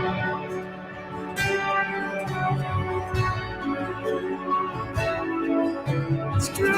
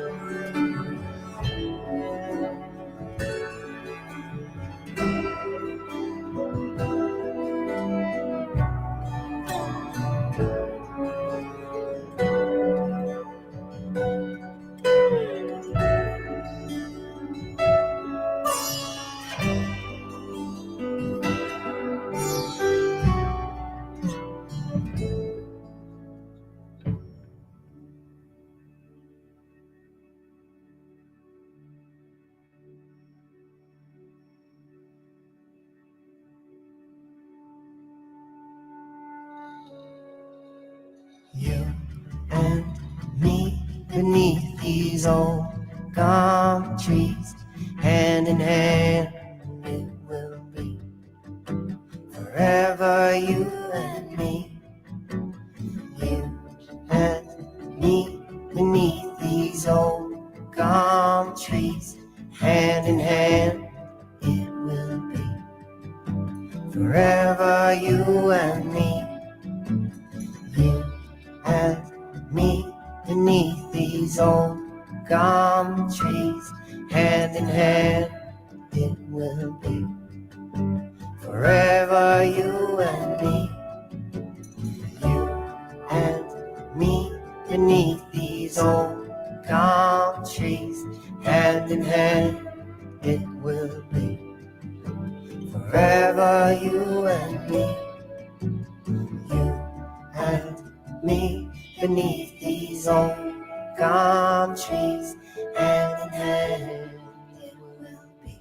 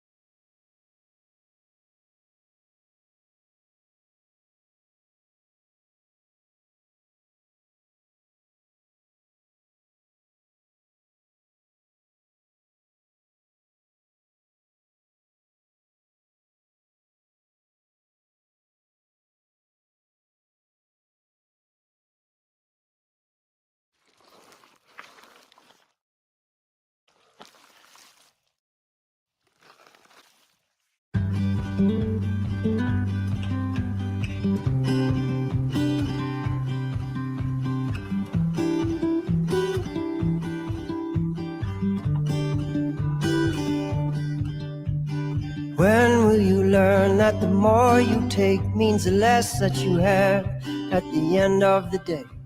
Stillness of the mind is so hard to embrace.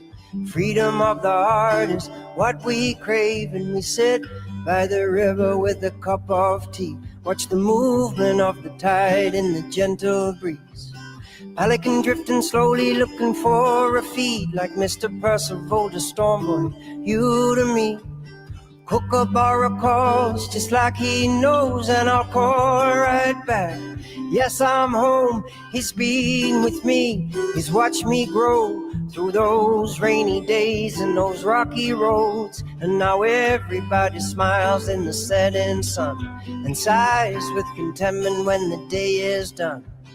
Hand in hand with the one you love, feeling blessed by the magic of the moon above. And we sing sha-la-la-la-la-la-la-la.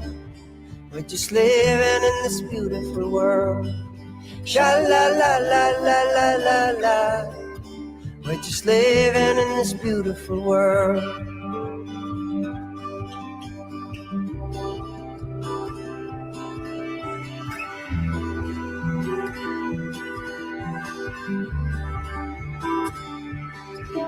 It's time for fire, smoke and leaves, the only mosquito repellent we need. Pay respect to the north, the south, the west, and the east. Pay respect to the spirit of this old country. Freedom in the hearts of the young and brave, who know little of the journey of the diggers who gave their lives to the service and the government gain, so that we could dance together on this beautiful day. And now everybody smiles in the setting sun and sighs with contentment when the day is done. Hand in hand with the one you love, feeling blessed by the magic of the moon above. And we sing sha-la-la-la-la-la-la-la. We're just living in this beautiful world. Sha-la-la-la-la-la-la-la. We're just living in this beautiful world. Oh, oh.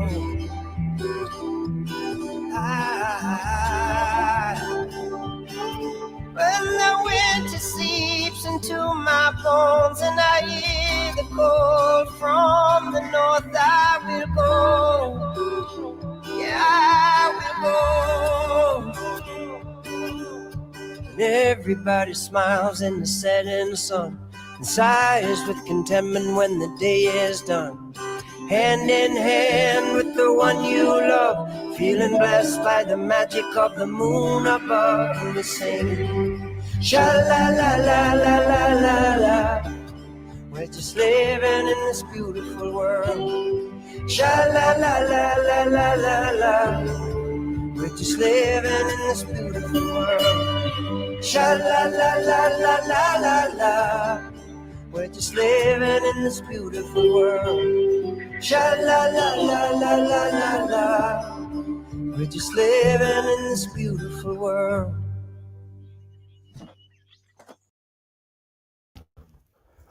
Hey Mags, just Bruno and I. It's alright. Bruno's not going to hurt you. Yeah. Yeah, so. I'm fucked. I just went down to get some beer, some milk, and some coconut juice. Yeah, so.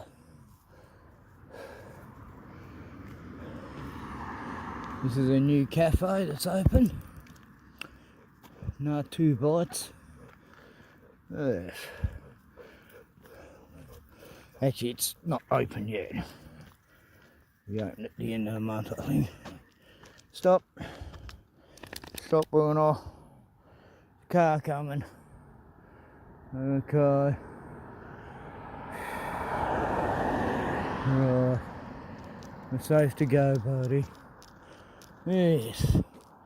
Some local young artist who does like, probably used to do graffiti. He's done quite a bit of art around here. Did that one. Yes. Hi, buddy. Not bad.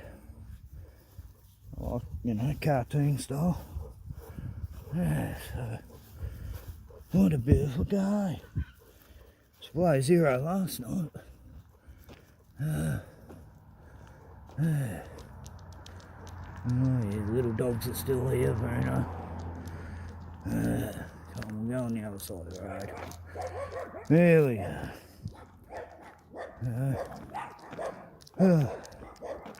Hi, Vaughn. Look at all the puppy dogs. Hi. Hey, they're all happy to see you, bro. Hey, boy.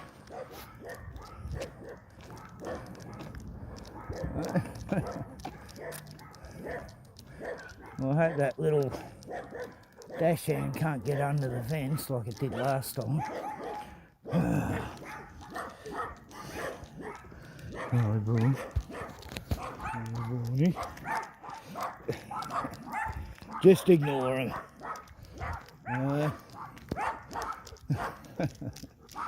Hey, little dogs. Yes. Yeah, so no chemtrails, eh? Beautiful. Yes. I can actually breathe. Sort of. Yes. Okay.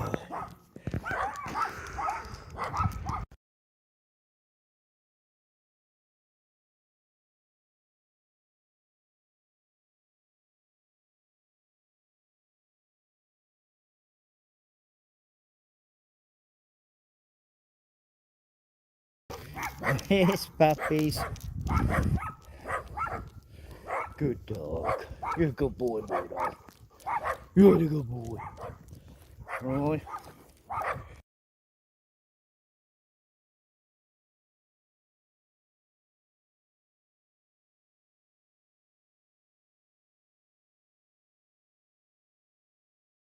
Here's your other mate, Bruno.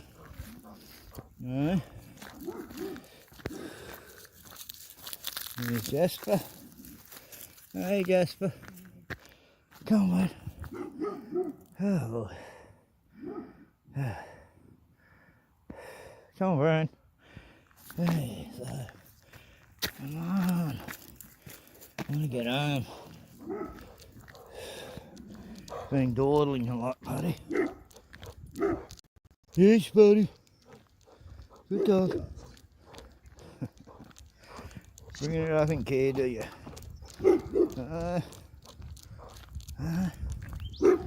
Yes, Jasper. Yes, buddy. Okay.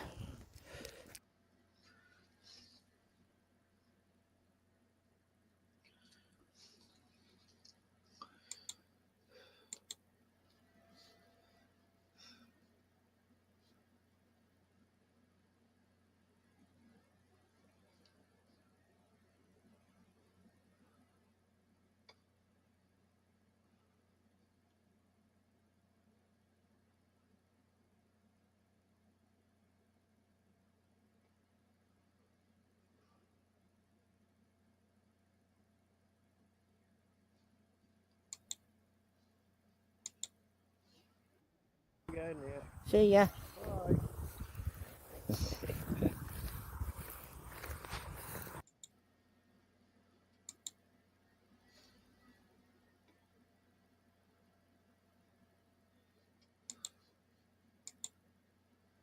I got some food for you. Yeah, mate. Haven't seen you for ages. Hey. Oh, you're not the same one. You're. Oh, look. Oh, you bit me. Hello. Hello, mate. Look at you. You're so beautiful. Where's your other mate? Where's the rest of the family? Hey. Look at that beautiful hairstyle you've got. Yeah, nice hair. I haven't got any food, mate. No food, sorry, mate. No food. Sorry, mate. That was it. He's the one with the food. Come here, come here. He's the one with the food. Come on, buddy. I love your beak. Yeah. He's a bit shy. Yeah, my other one. He's smaller than the one I normally know. Yeah. But he's could be a she. Yeah, friendly, aren't Hey, mate, I love your afro. we? Yeah, I love you, Afro. You're beautiful. You're beautiful. Yeah, good boy. Hey, mate. Nice to see you. Yeah. I haven't met this one before. That's Yeah, amazing. Glenn was too scared to pat it. Fella, he must be right Three big over ones there. out there, mate. Yeah. Yeah, mate. Hey, Yeah, a little fella. you're another pet one, eh? Yes, yes. You feel so coarse. Look at you. Hey, been in the rain a bit over. A bit greasy. Hey, buddy. Hey, buddy. You're beautiful. You're beautiful. Boop, boop, boop. Hey, mate. That's cool if they come and say hello. Yeah. Big bird. You're a big bird. Big chicken. You're the big bird, yeah. Big chicken. Where's the food, eh? Oh, no, he's got no food. Right. Oh, someone threw a Macca's thing there or something. Idiot. Yeah, mate. These big feet. Or hers, I don't know. I think this is a girl. But it's so small compared to the other boy, eh? Hey. Hey.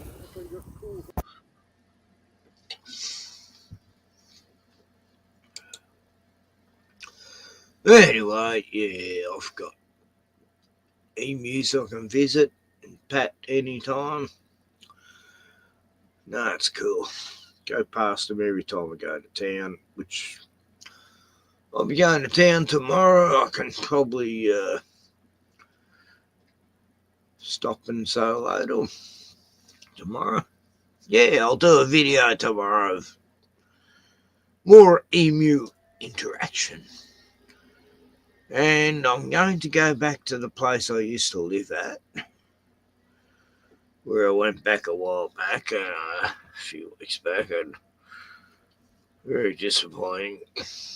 Anyway, I was there for off the grid for 16 years.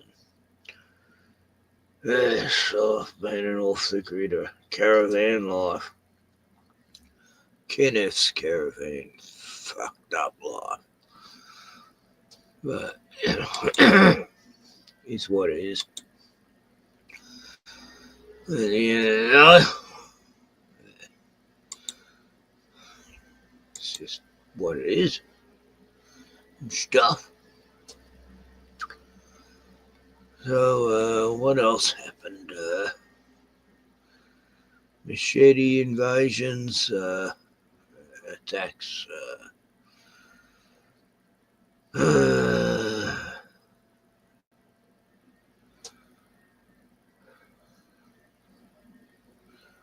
yeah, so my new channel, I'm getting lots of people coming to join. Not really. I've had a puck fairy turn up and insult me for like, the whole time he's there, and then I've had Gordon. And he just pisses off when fucking, and then I get Pyman telling jokes, and yeah, it's like, where's all the others? Where's Glenn from Boston? Where's all the others? Smurfy Girl was going to come on my last channel, and then she's going to come on, and then a day later my channel got terminated. And she's been a long time friend too, and all these long time friends I've lost. I don't know where they're all gone. It's depressing. Yeah. Anyway.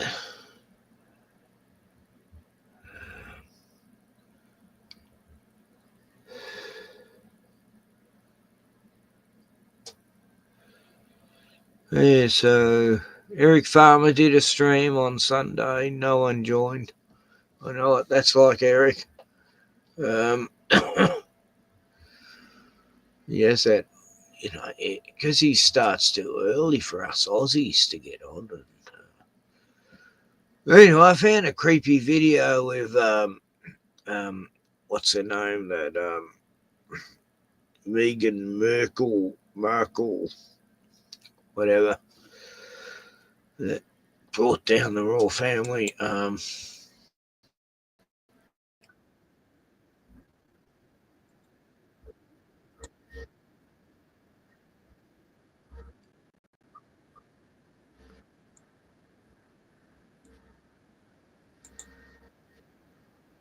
It's a weird time to do a Laurel and Hardy impression for her. And I think so many people also have this question for you is, you know, Megan, how are you? And are you okay? Is she okay? Are you okay is the question. Look at her. She can't even process your behavior right now. That's so kind. I am. I'm better than okay. Now she's passing gas mid-interview. Mm. That's what that was. But how are you doing? There's so much going on. Good. I'm good. There's All right, will you stop looking at her like that? You're creeping her out. Oh my God, just keep your eyes closed. Maybe she'll go away. No, she's looking at me weird again. I better smile. It's a gift to celebrate my friend. You could see her eye twitch here. She's like, what is wrong with this girl? How are you? I know you always make it about me. All right, just answer the question, will you? I'm going to make Megan a charcuterie tray. A charcuterie tray? She's not hungry.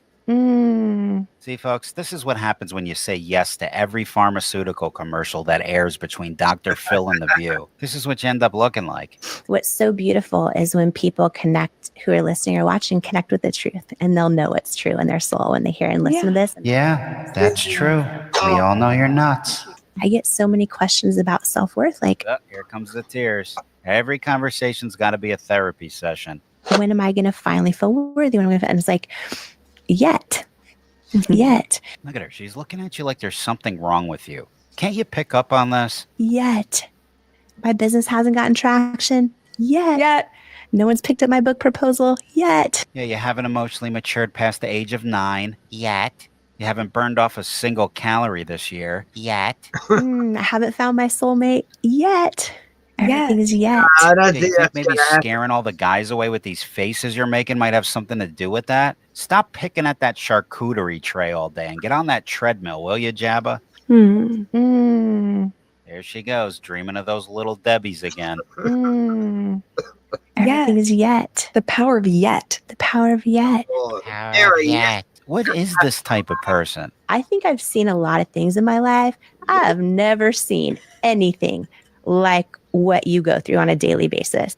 I have never seen anything like it. You know what this is? This is what you become when you consume celebrity gossip, daytime television, brain-dead reality shows, and you sit on the couch all night with your tub of ice cream watching Netflix. I was having the worst day and I was so sad. All right, you know what? This is too much for me right now. I got to get out of here. New podcast episode coming soon. Talk to you guys later. I love that your eyes are sparkling right now. The power of yet. Oh, it's. What the hell was it? I don't know what I was looking at. It was scary. Oh, fuck. I thought Megan was scary, but no. That woman interviewing her. Wow. That's a weird face.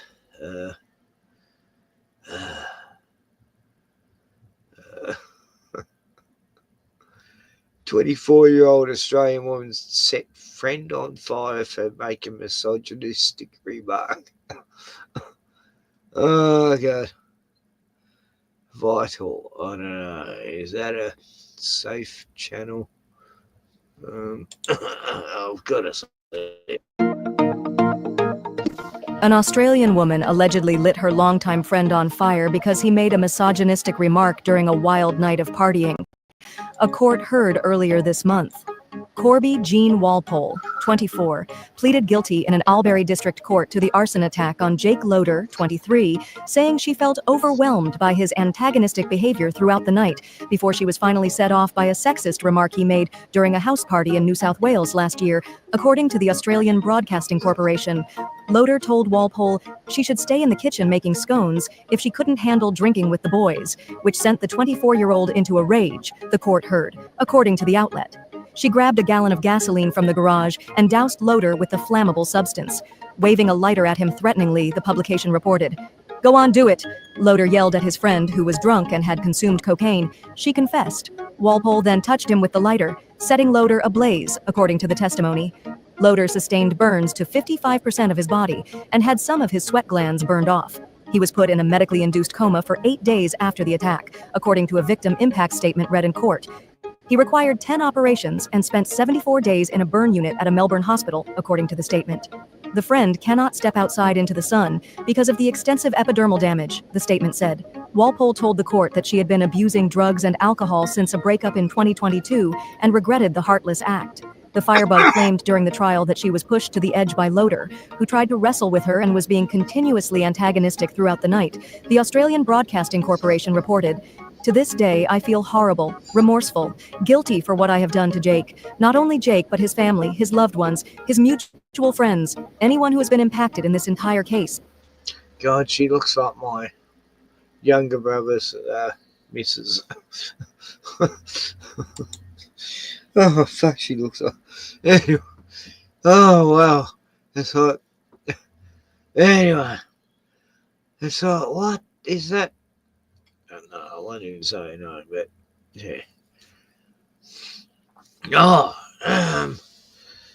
I guess I better cover the mushroom murder lady from my neck of the woods. Yeah. Erin Patterson's triple murder trial has heard the accused killer claim to be snowed under when questioned by health department officials trying to trace the source of a poison which affected her relatives. A witness told the court Ms Patterson changed the details when asked about the ingredients for the beef Wellingtons, which she allegedly laced with death cap mushrooms. Erin Patterson's triple murder trial has had a bit of everything. Today, a protester was kicked out of court after briefly interrupting proceedings. The senior public health advisor took to the witness stand this afternoon. She recalled a conversation she had with Erin Patterson after being notified of suspected death cap mushroom poisonings. Sally Ann Atkinson told the jury Ms. Patterson claimed to have bought mushrooms from an Asian grocer from either Clayton, Oakley or Mount Waverley, but said she couldn't remember which suburb because she'd driven around a lot that day. She said she didn't have the packaging anymore. She said it was a small see-through bag with a white label on it that didn't have a lot of writing on it. It didn't look very professional. She said Ms. Patterson told her she decided to make individual beef Wellingtons because she wanted to make something fancy but didn't have enough button mushrooms. She needed a kilo, so she thought she'd just add the rest of those mushrooms into the mushroom mix. Ms. Atkinson told the court Ms. Patterson denied foraging for mushrooms. The court heard in the days after the lunch, health officials were frantically trying to trace the source of the poisonous mushrooms. They tried to contact Ms. Patterson repeatedly, often receiving no response. A series of text messages were shown to the jury in which Ms. Patterson appeared to change her story about when she'd purchased the ingredients for the beef Wellington dish. Forensic pathologist Dr. Brian Beer told the jury Don and Gail Patterson and Heather Wilkinson all suffered extensive liver damage and organ failure consistent with death cap mushroom poisoning. Prosecutors claim Erin Patterson deliberately poisoned her lunch guests with death cap mushrooms. She maintains her innocence and insists she didn't intend to poison anyone. Samantha Butler for 10 News First. Yep, call bullshit on her story right at the start because she did this interview where she's pretending to cry and there is no fucking tears. When they cry no tears, you know they're faking it. Cry, cry, no tears. That's a Neil Young song. Anyway. Well, it's nice. I didn't have any trolls turn up tonight. Wow. It's pretty original. Yeah. So let's see. That's weird.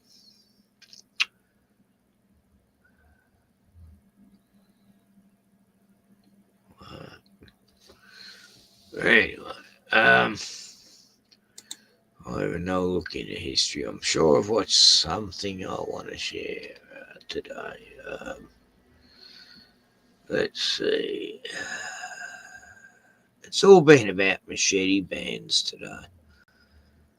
Just that's all it's been about.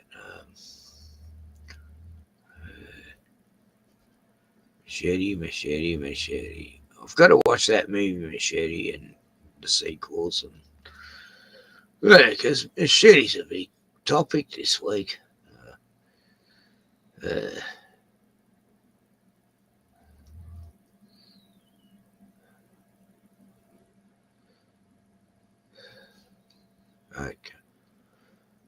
Let's have a look at Canal Demo. Canal Demo.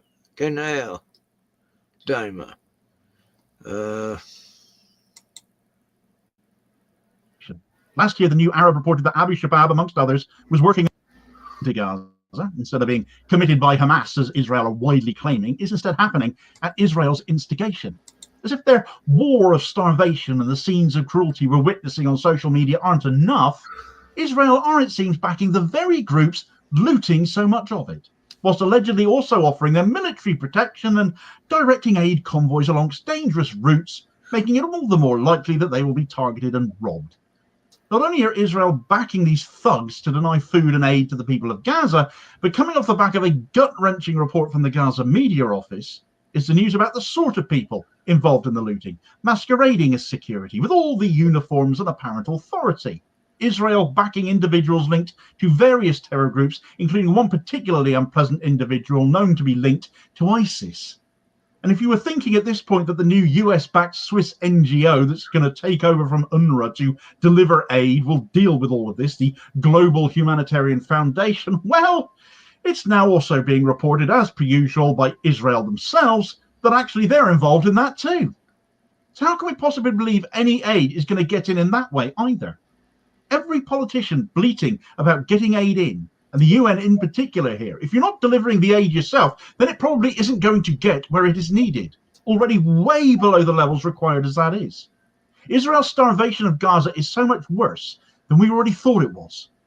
Right, so Israel's deliberate campaign of starvation is turning out to be so much worse than already thought, because even what aid they are letting in, it seems, is still too much for it to be allowed to reach hungry Palestinian mouths.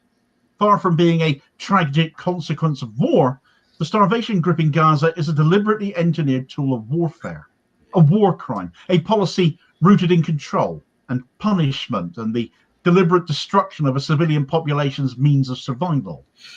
While Israel publicly declares its facilitation of aid to the region, what little gets in is nowhere near enough.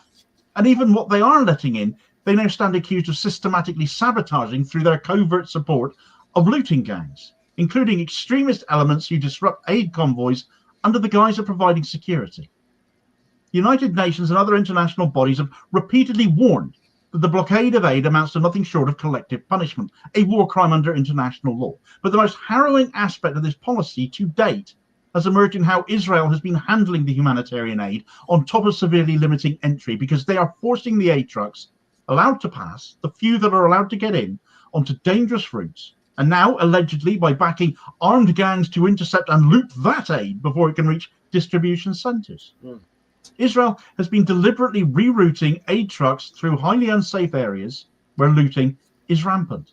These looters are operating with impunity. They have been linked to extremist factions, including gangs under the leadership of ISIS-affiliated figures like Yasser Abu Shabab, who the Cradle have exposed Israel as protecting in order to facilitate the looting. In Gaza, criminal gang leader Yasser Abu Shabab and others like him have re-emerged under the guise of securing aid, donning uniforms and claiming to protect the limited humanitarian assistance entering the Strip. Quds News Network reports that Abu Shabab has established a fortified base in an Israeli-controlled zone in Rafah, now a kill zone. These groups operate under Israeli military protection, routinely looting aid convoys, especially in areas like eastern Rafah and Kerem Shalom. Abu Shabab is a known leader of armed gangs linked to ISIS and involved in looting aid under Israeli protection. Last year, the New Arab reported that Abu Shabab, amongst others, was working alongside hundreds of thieves under the protection of Israeli occupation forces near the Kerem Shalom crossing, the primary entry point for aid convoys. He comes from the Tarabin Bedouin tribe, which spans from Sinai to southern Gaza and the Negev desert, and has been identified in a UN memo as the main influential figure behind the widespread and organized looting of aid convoys to Gaza. Operating from eastern Rafah, Abu Shabab leads a group of armed thugs who attack trucks carrying food and other critical supplies into Gaza. Multiple reports, including from Haaretz and the Washington Post, confirm that these gangs have been seen looting in full view of Israeli forces who neither intervene nor prevent the theft. Abu Shabab, recently active again on social media, boasts of his gang's coordination, while his armed men beat aid drivers and demand protection money, worsening conditions for a starving population. Meanwhile, Israel has systematically targeted Palestinian police and security officers assigned to guard aid deliveries. Despite international pressure, only a trickle of aid has been allowed in, with Israel striking those attempting to protect it. While Israel enables and facilitates the looting, its propaganda blames Hamas for stealing aid, deflecting responsibility and masking its own role in orchestrating chaos and famine in Gaza.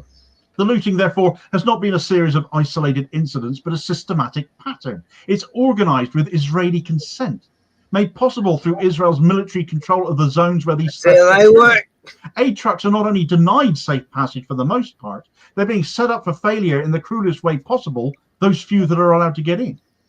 One of the most striking examples of aid sabotage that's happened was the targeting of the Operation Faraz al-Sham 3, a UAE-backed initiative intended to provide critical supplies to Gaza.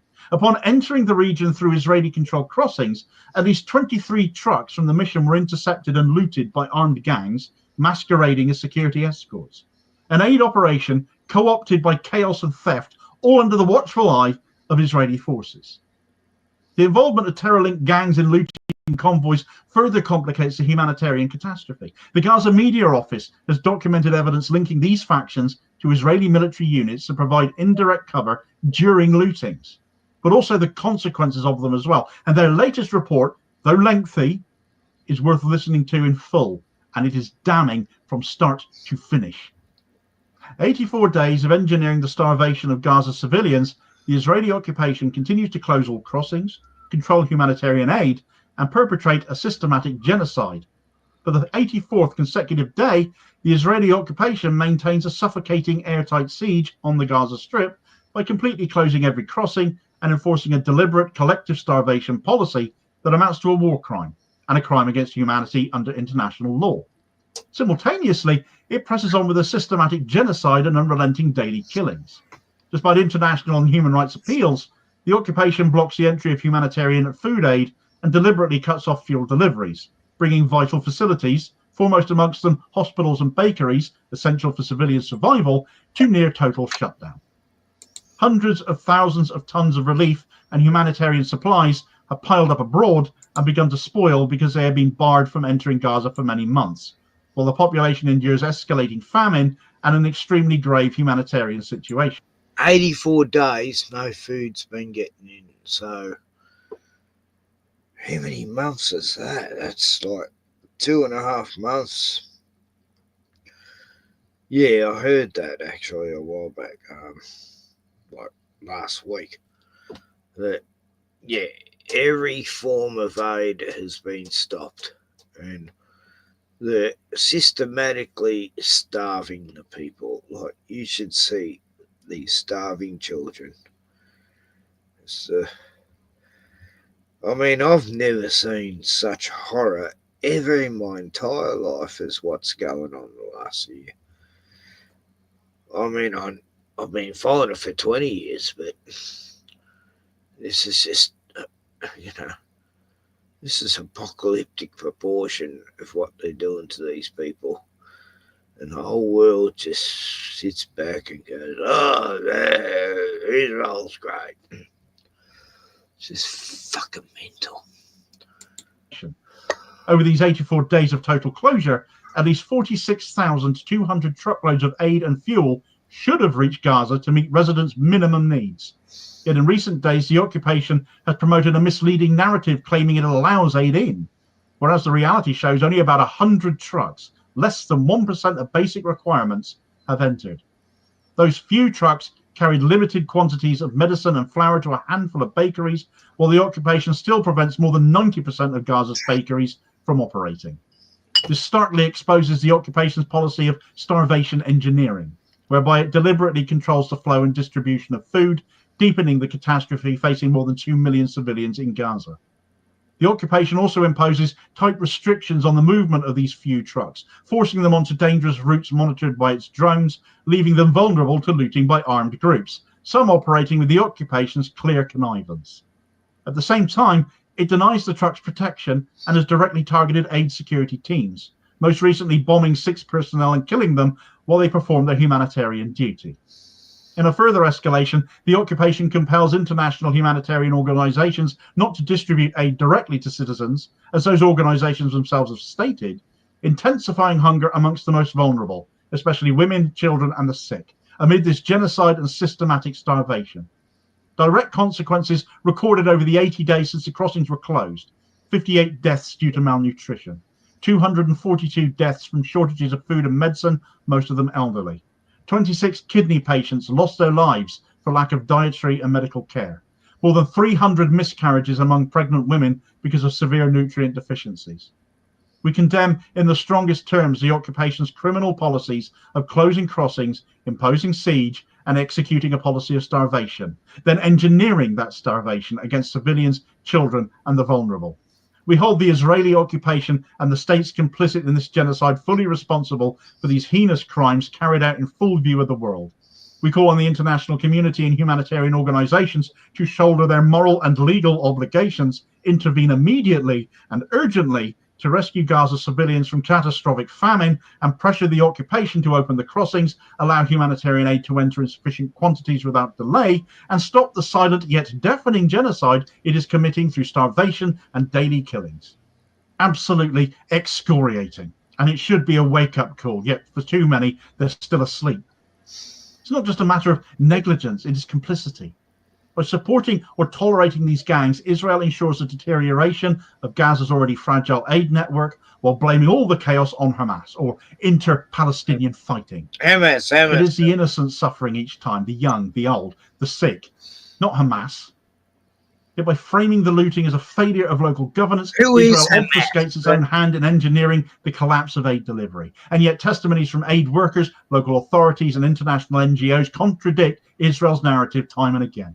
They consistently point to Israeli military coordination and control as decisive factors in when, where and how aid reaches civilians, or more often than not, it just doesn't. Even for those who manage to receive food, preparing it has now become a toxic affair.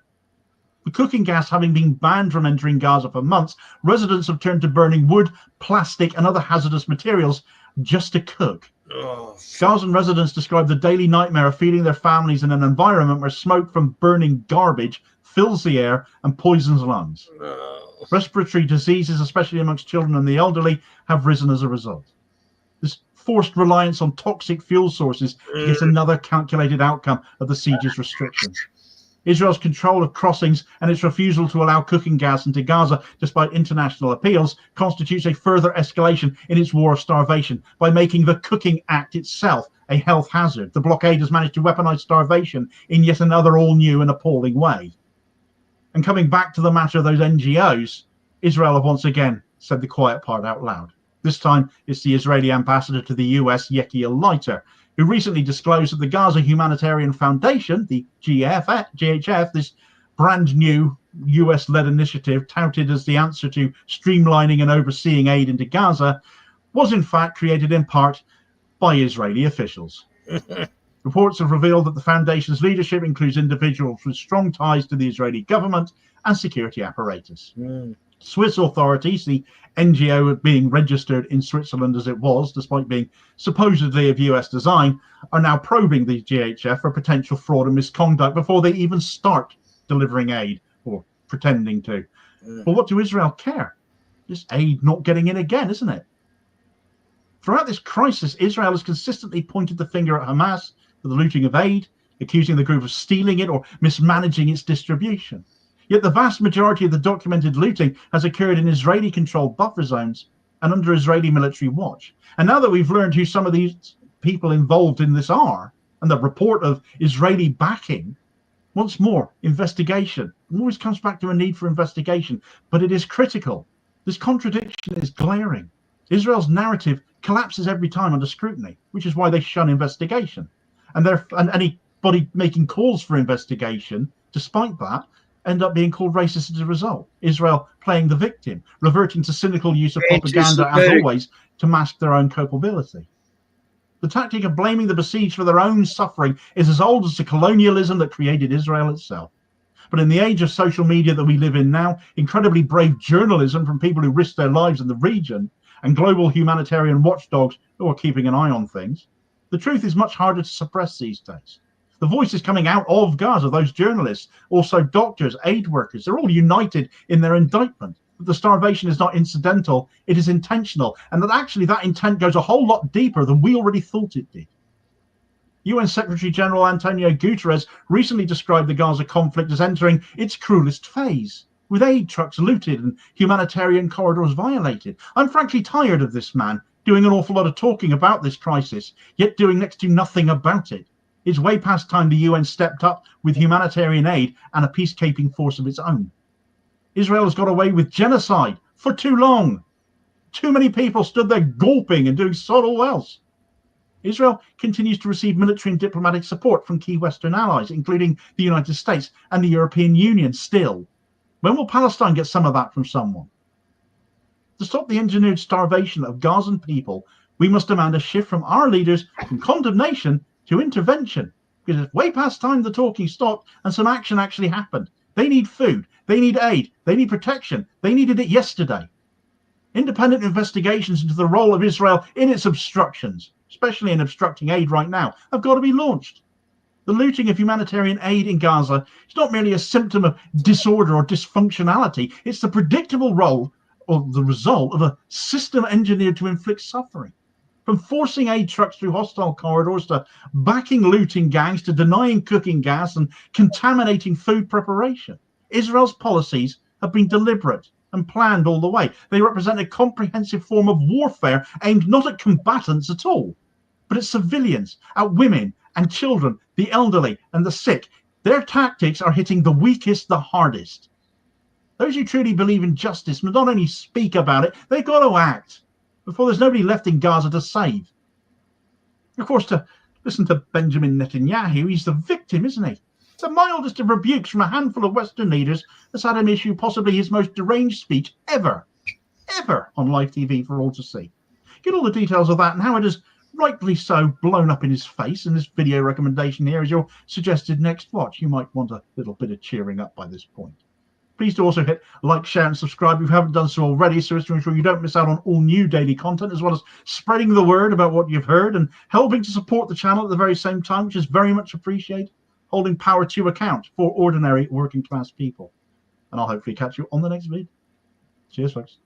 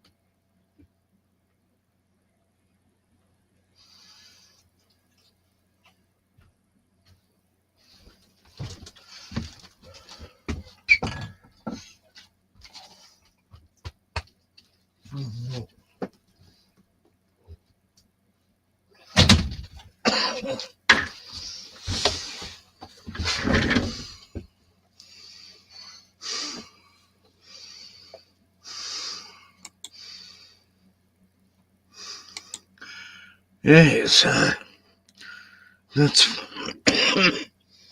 so. What's happening in Israel? I mean, guys,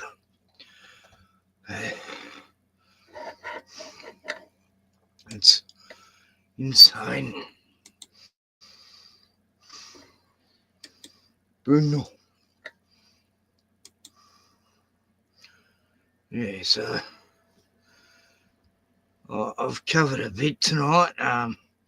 Hey, Frank. G'day. I've done chemtrails, machetes, South African truckers. Oh, God. What a nightmare that is. In Australia.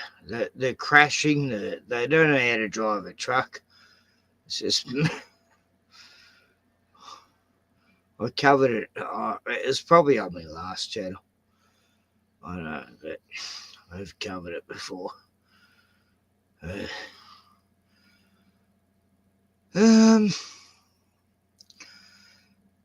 So Victoria bans machetes. I mean, get fucked. It's only the African gangs using them. It's just insane.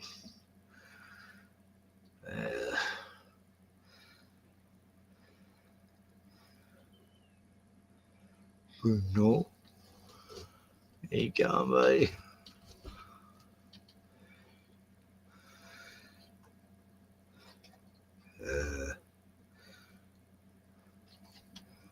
Sorry, I'm trying to find something that I watched earlier that was amusing. Oh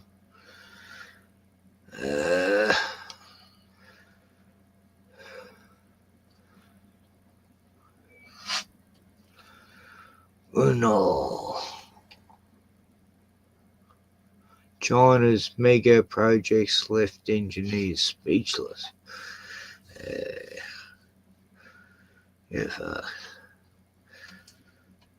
Woman shot dead after driving a car at Melbourne. Oh, she drove her car into some cops. Terrible.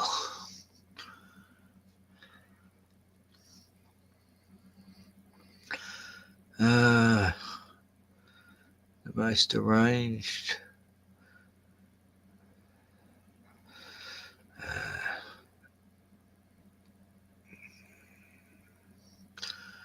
Oh yeah, Candace Owen is blamed for pro-Palestinian American killing 2 Jews. That's some Christian guy, Australian guy in Melbourne who, he's totally for Israel. They never do anything wrong.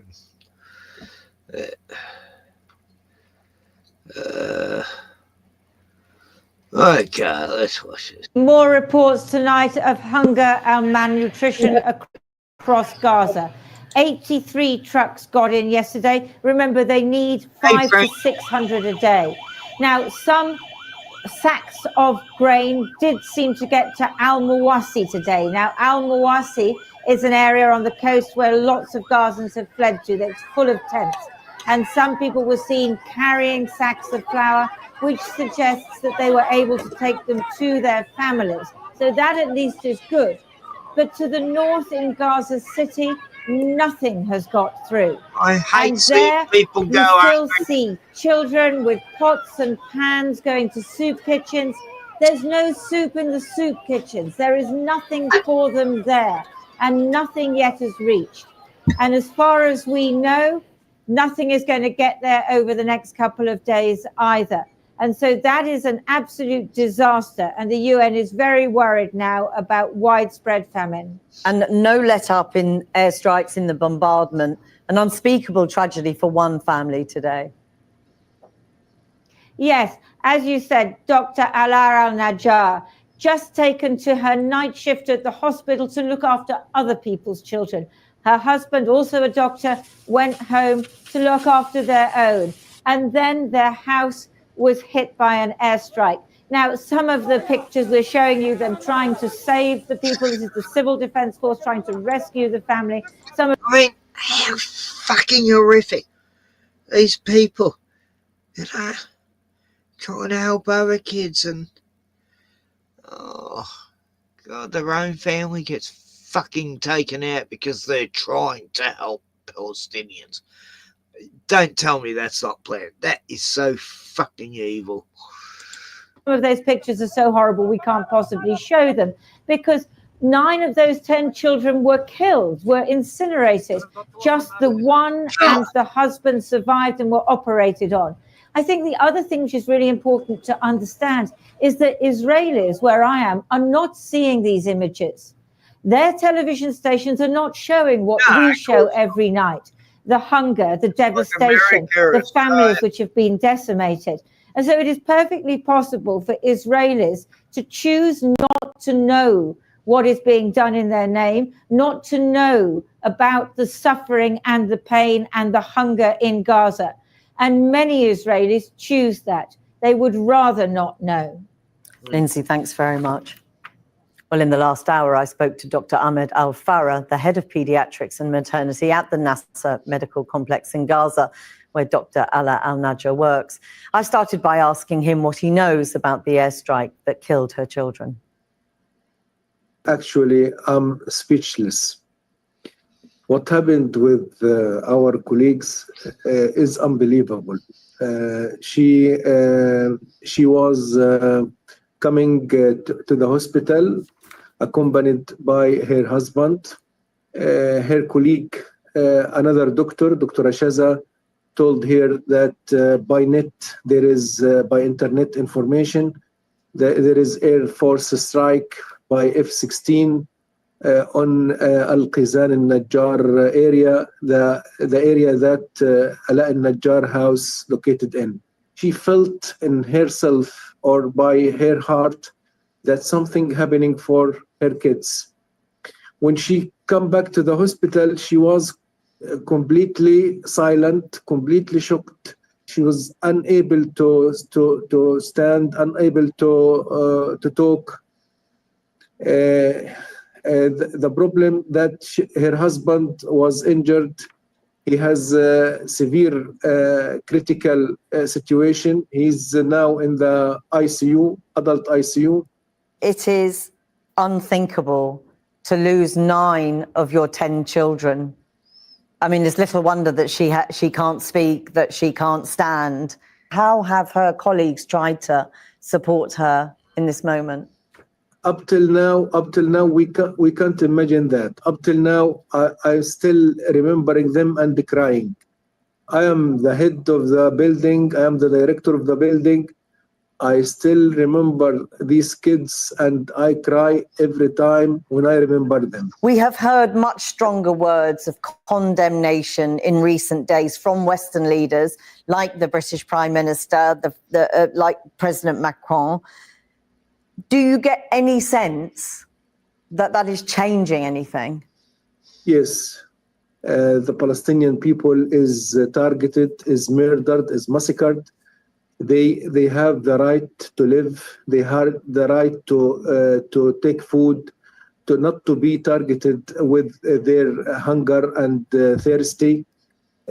So I think the change of the policy of the European countries is one step on the road, but it's not enough. And of course, we know children are dying, as with your colleagues' children, through the airstrikes, but we also know that there is an increasingly serious problem with malnutrition and children starving. Give me your assessment of what you are seeing.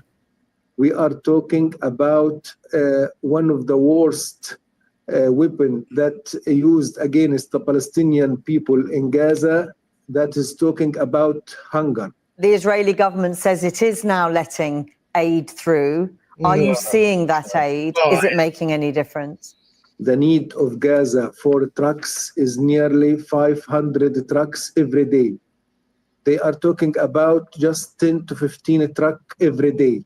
This is the first point. The amount is not enough. Second thing, the quality of the things that enter, the special need for medical supplies, for antibiotics, for milk, for special formula for kids, they are not involved in these trucks. So they control what they want to get inside for your people. This is the second thing. Dr. Al-Farah, we're going to have to leave it there, but we are very grateful to you for talking to us today. Thank you, my friend. Thank you. It's horrendous. I mean, they would Israelis would send them boxes of food and all there'd be in there was Skittles, just sugar, lollies, just a shit stir, No, you're not getting any. Let's give them junk food and lollies, I mean, these people tie bacon to the bombs before they fire them off into Gaza, I mean, it's just... I mean, I've been watching this shit for 20 years, and then the last, wow. How long's it been? 90 months. It's been horrendous, and everyone's just not blinking. There's a genocide happening, and no one gives a fuck. And it's been fucking horrific. And not all those Jews are bad. Hasidic Jews are great. You know, they're Christian Jews who do always go along well with their Palestinian friends, and they've been protesting. So many Jews are protesting against this. Like 50% of the country is against what they're doing. I mean, for fuck's sake, the rest of the world thinks, oh no, they're justified because they're being attacked by Hamas. Fucking Hamas. What? Is there any Hamas? What? Was there ever any Hamas? It's fucking mental. I doubt it. Like, if there was Hamas, they're not around anymore, I tell you. There's no infrastructure, no water. You know, it's just fucking apocalypse. And, you know, what do you say? Where do you go? I've given up trying to tell people the truths. No one listens. And, if they do, anyway, doesn't matter. It's raining now. We're going to get storms soon, and probably lose power, and floods. You know, they're going to make it a flood zone here because they said it was going to be a flood zone, and suddenly it's going to be a flood zone here. Anyway, we've been having floods in Queensland and New South Wales and South Australia, so why not Victoria?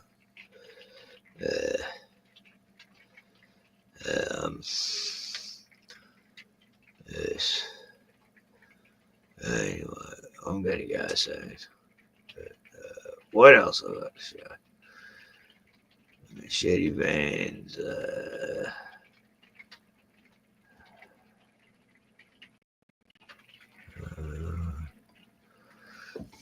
Oh, God. My fucking back.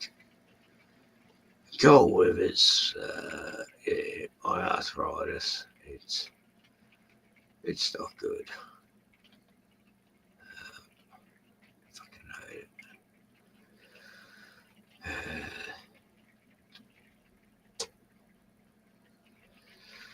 So,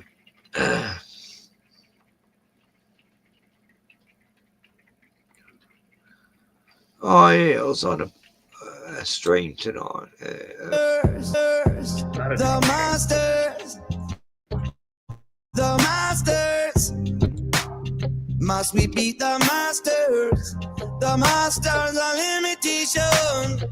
All our rules and regulations, walls and border segregation, the caging of infinity, scientific mutiny, calling ourselves ordinary, yeah. Pretend to know what we don't know, hold it, believe, and then we don't let it go.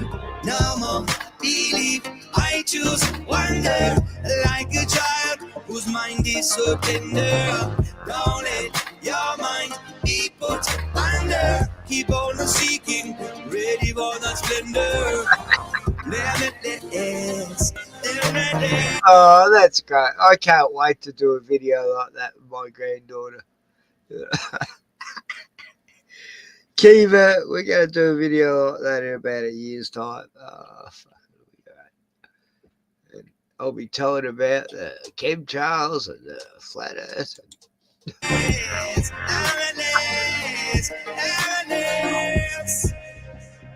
Must we be the masters, the masters, the masters? Must we be the masters of limitation? They've been blinded by staring at this sword. Those who say the truth is only one, Behold all these things and the countless ways we can see. Oh,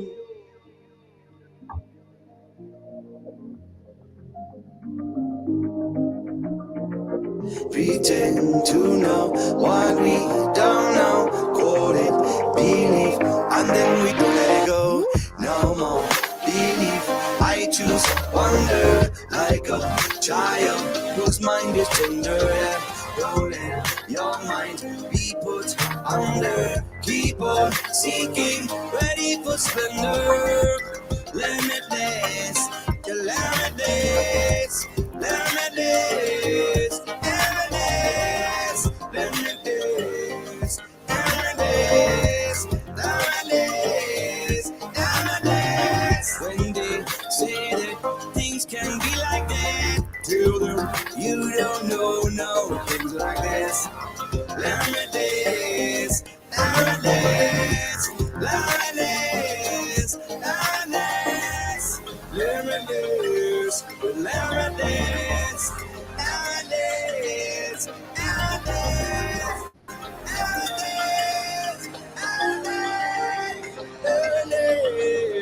limitless.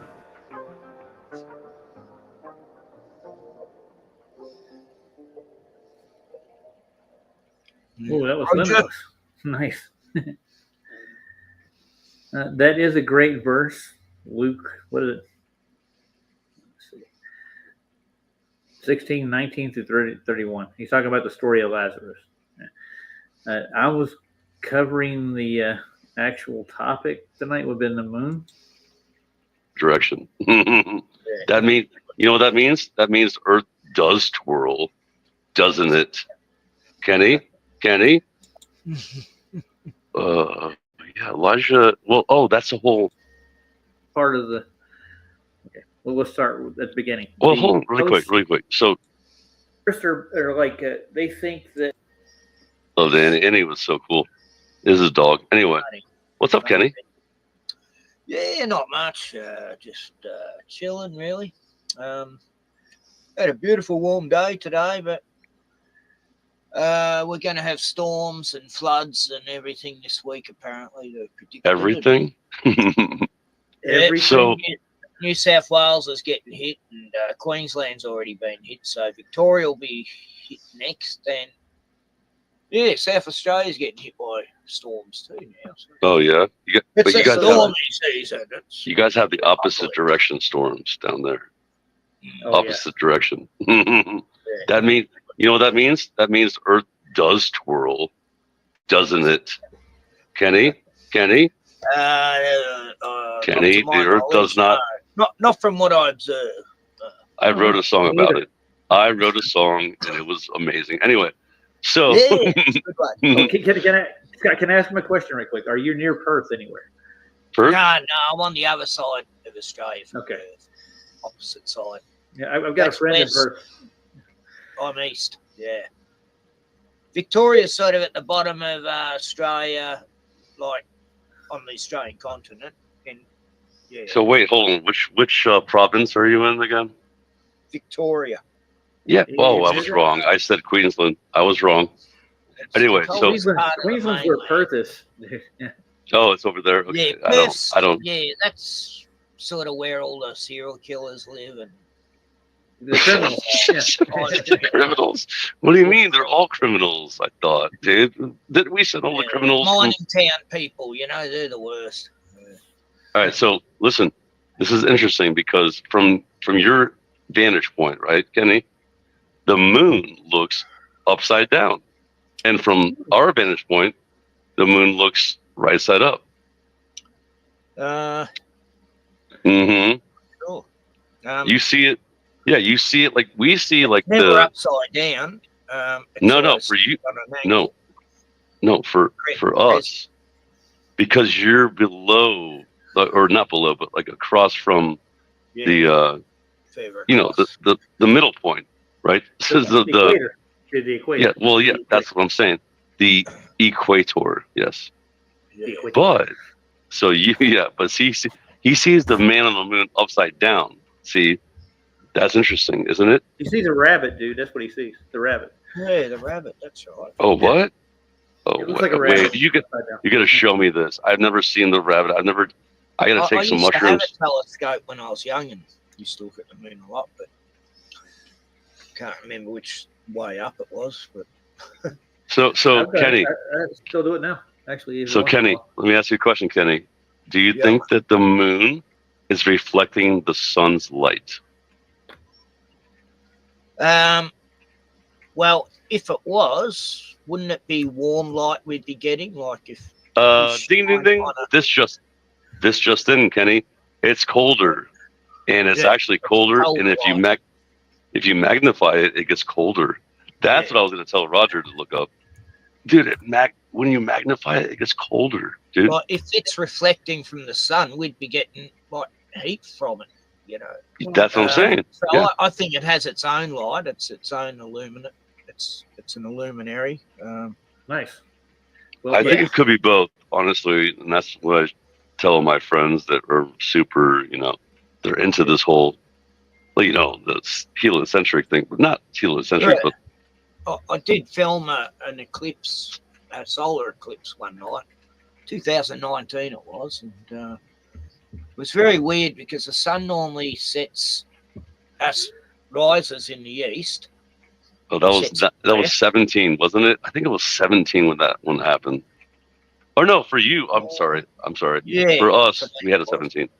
Yeah, 19 for you. For a while, it was a blood moon. Yeah, the end of the world was meant to happen according to all these. Dude, I'm actually subbed to your channel, dude. I know who you are now. Yeah. Oh, cool. I've watched your videos. It's a pretty new channel. Dude, he's shadow banned. He's super shadow banned, dude. Oh yeah, I get the guy. He gets in trouble a lot because he plays a lot of movies, and we. And on that, Kenny. When I lost my second last channel, I lost like 100 subs, and they were police. How many channels have you had? Cops were watching me. Like 10, 12? I mean, how many channels, honestly? Yeah, actually, like 10. He forgot. He kind of forgot. Yeah, after 8 channels, I'm starting to forget. Yeah. I've got a list of some of them there. Yeah. But anyway, okay. So Roger, just roll the. Make fun of the government sometimes, in a nice way. Yeah, he makes fun of the government over there, and in those 4 years, Yeah.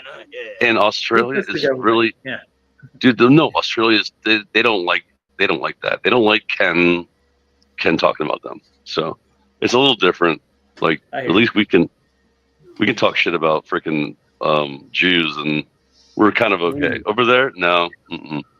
Look, like I say about police, not all Jews are bad. Dr. Bass has 10. Dr. Bass has had 10 channels. I bet you he has. I mean, I've seen like 5 of them. I mean, whatever. Yeah. Somehow I always sub. Anyway, go ahead. Play the. What's this now?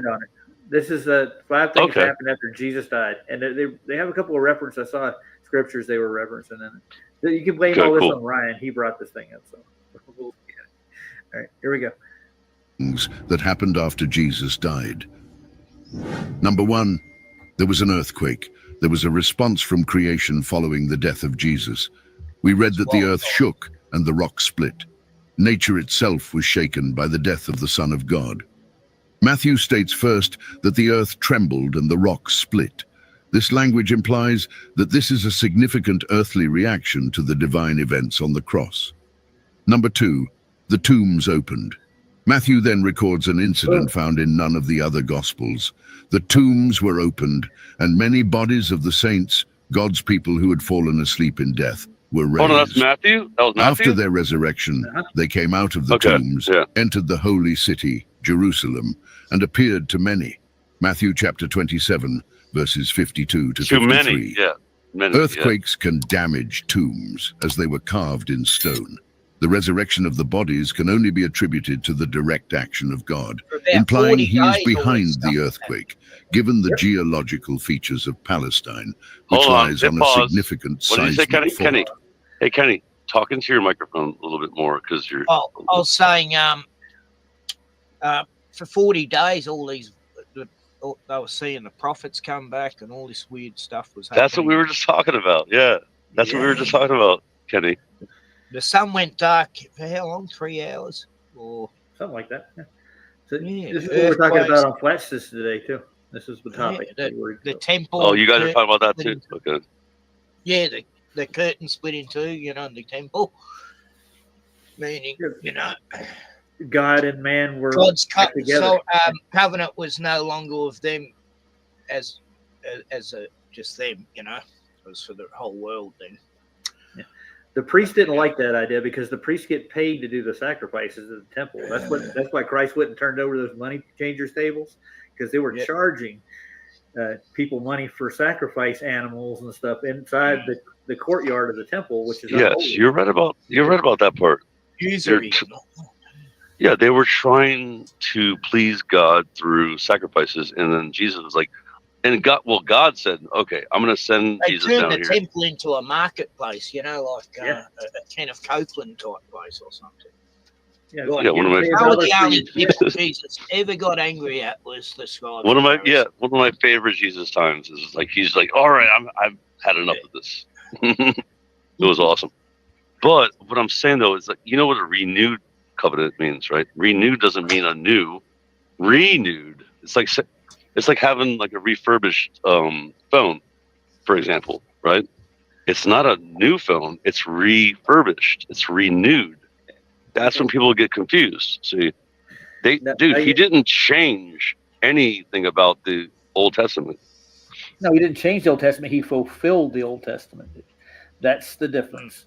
The idea that he is the ultimate sacrifice, and he wanted a relationship with his creation again. Okay, so Roger, really quick. Let me tell you okay, go ahead. Keep going. No, I'm good. I'm going to tell you what I think about it. He lived a perfect life according to God's Old Testament. Everyone knew about the Old Testament then. There was no New Testament yet, right? When Jesus was around, obviously, they didn't write Matthew, Mark, Luke, and John, Acts, Romans, 1st and 2nd Corinthians, Galatians, Ephesians, Philippians, Colossians, all these things, right? No, he was living according to God's will from the Old Testament, right? Then he said, I renewed it, I fulfilled it, I did what I did. Then he died for our sins and showed us how to live and then die properly. And that's just how I see it. And it's fine. I see what you're saying. But I mean, you know, like, he didn't change things. This whole you can do whatever you want now. No, you can do whatever you want. You could be a trans. Like, dude, I just saw a church, a Methodist church. Transgenders are welcome. It's like, okay, I get it. Like, listen, I get it. Like, I get it. You can let them in, right? The thing is, you can't promote being transgender, can you? Though. Well, there's some bishops and church fathers nowadays that push that shit, dude. They really do. They want that. And that's what I'm trying to say. Is that wrong or right? According to God's will, according to Yah's will. Anyone? It's against everything in the Bible. I mean, and that's provable. The same sex laying with the same sex is not a healthy practice. It's hypocrisy, really. Yeah. Yes. For two, you do what you will. There is no law involved in it. Anything goes. It's not natural, for one. On top of that, there's nothing really. That's common sense. Yes, exactly. I'm just saying, let's say you're like the preacher at that church or the pastor. How do you do that? Like, how do you say it's fine? Just be a freaking donkey. Like, okay, well, be a donkey. Like what?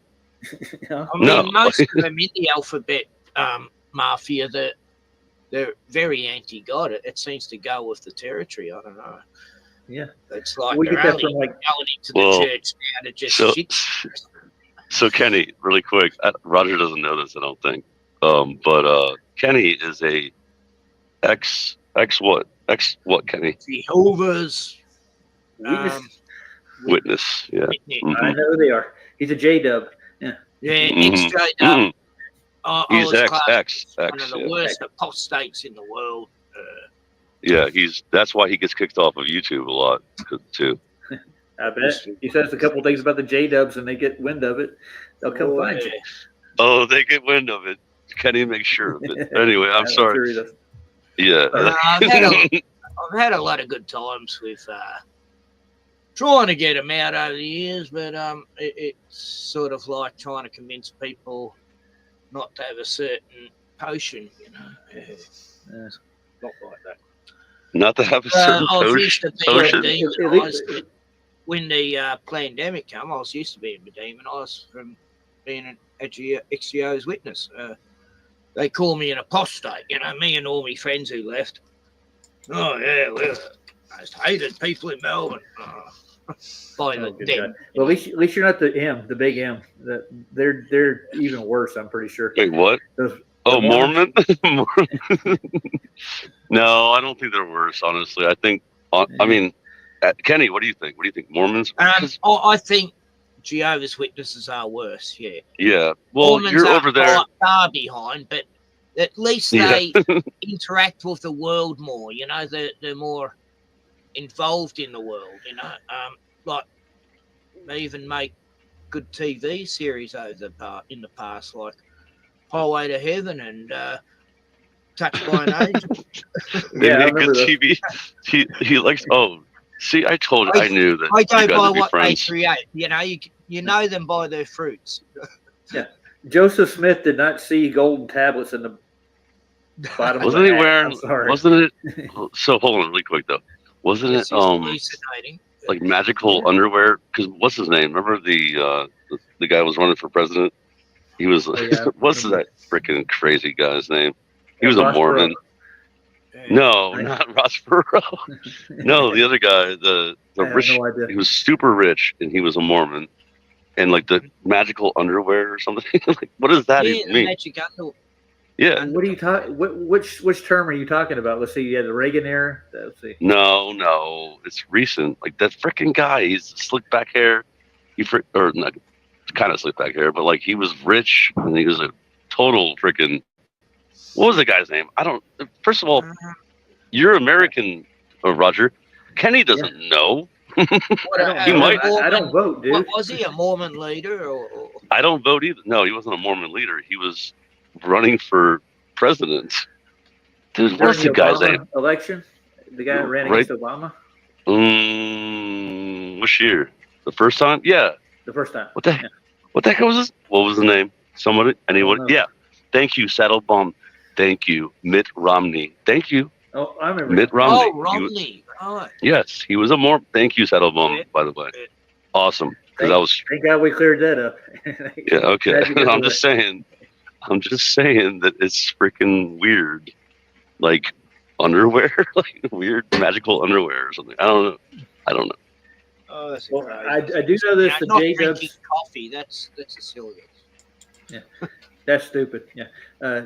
J-Dubs, and then I'm not ragging on too bad, but when they marry, they think they're going to become eternal gods and have children in the ethos and create their own world and universe.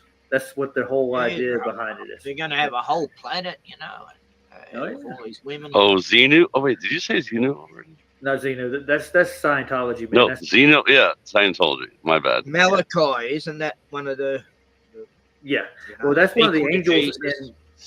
Dude, sometimes I forget. Honestly, I think the they Scientology. take Jesus out of the center in these cults and replace it. Yeah, I sometimes correlate the like multiple like Mormons, Scientologists, freaking Jehovah's Witnesses. Like I put them all in the same category. Like, Jehovah's Witnesses claim that Jesus is Michael the Archangel as well.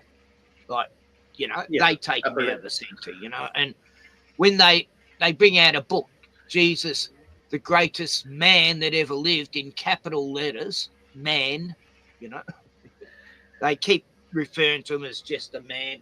When in the Greek interlinear, they call baby. Uh-oh. Interlinear. That's what I was trying to say, by the way. Interlinear is. Actually,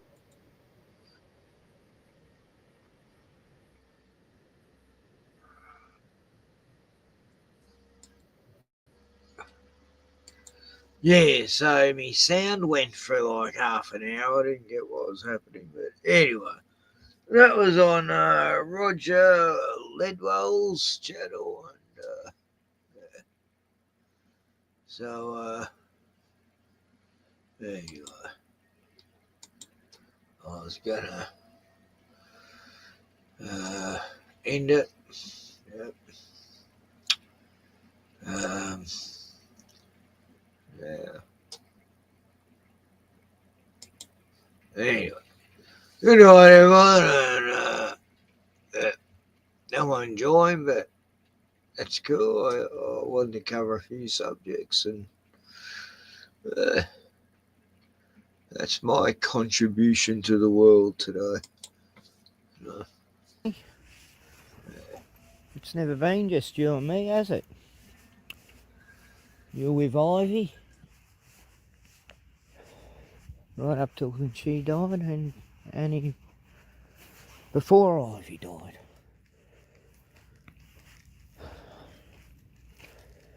Yeah, so just feels so weird not having Annie.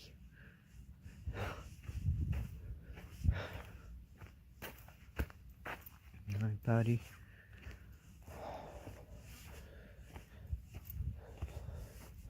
Let's go see some swans, eh? Yeah, leave your mark. Good boy. Well, it's a bit of a gloomy day today. It's not too bad. Bruno, come.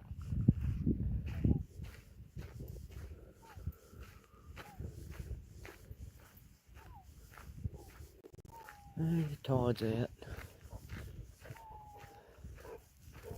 Or it's just coming in, I don't know. Tide's different much. Look at the swans, eh? Hi, Bernie.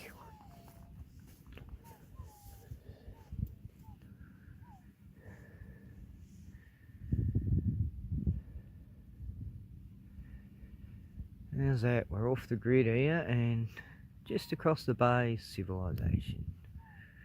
Suburbia.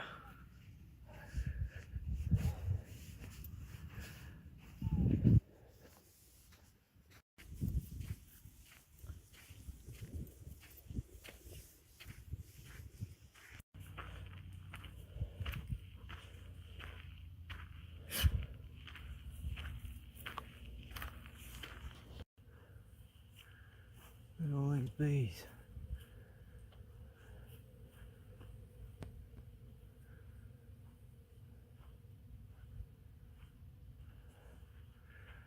Wonder why they're in that tree. There's no flowers.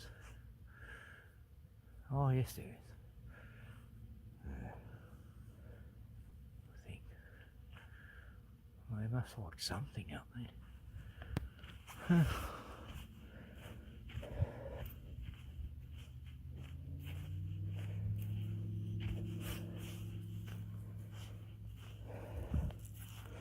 It's you and me, buddy. Alright. Just you and me.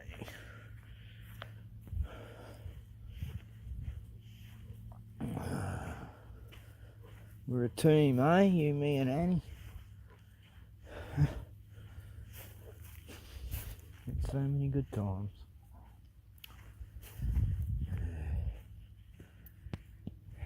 So many good times.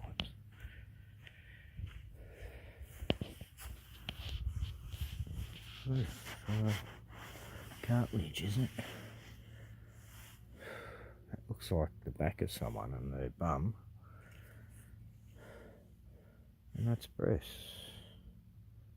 Huh. I'd say someone carved that. No.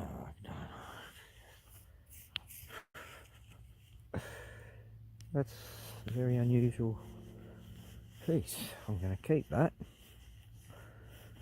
I mean, it's natural. It hasn't been carved.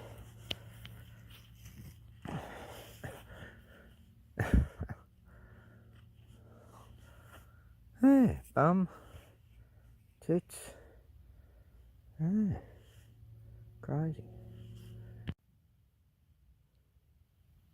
Well, I'm moving.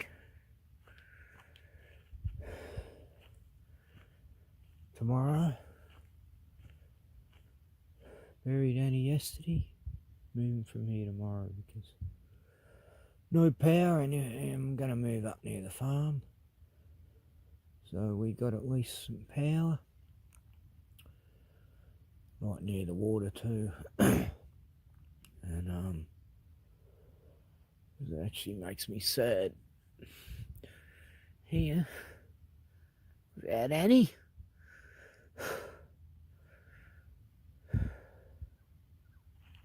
So I'm changing my spot. I got most of the stuff up there. Just gonna take the caravan and these few things. Wash these clothes. That's it.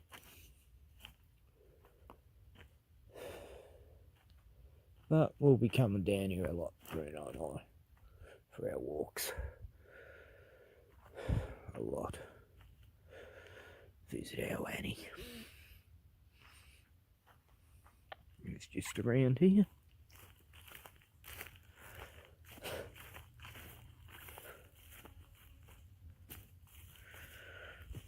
Oh God, it feels funny without it. So depressing.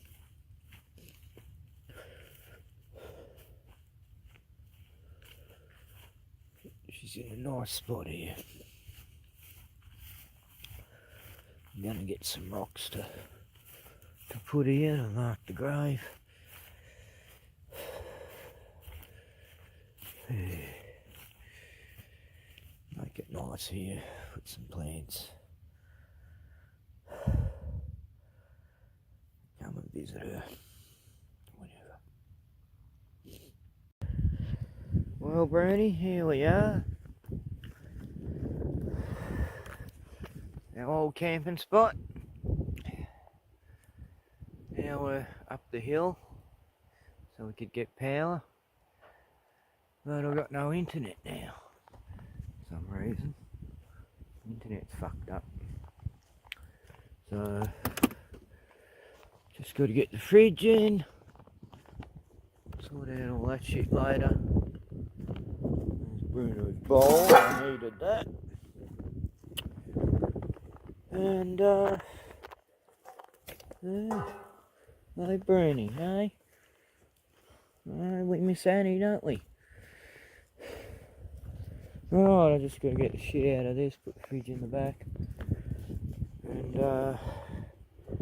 take it back up there, have some brekkie, and then put the caravan in the right spot. Yeah. Sad.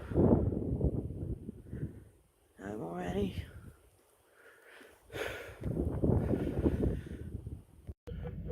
Bruni. I try to talk to you, can't get past the weather. A friend I thought I knew found something somewhere better. So I'm hanging on your life, thought we could speak together. Don't know what it is with you, you seem gone forever.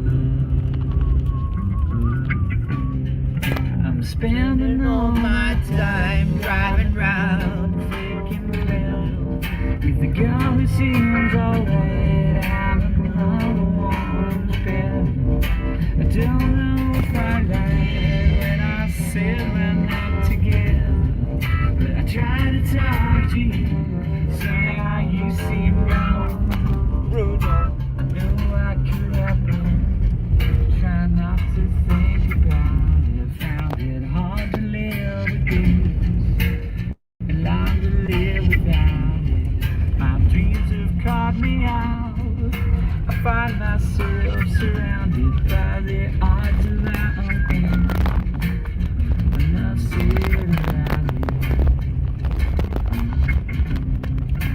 Spending all my time driving round, thinking clear, with the girl who seems alright, my dog Annie. I don't know if I her, me and Bruno. I try to talk to miss her so much. I give up something. I guess that doesn't matter. Started other things. I guess that doesn't matter. I finally wrote your song. Another unsent letter in a pile addressed to you. Carry something somewhere better.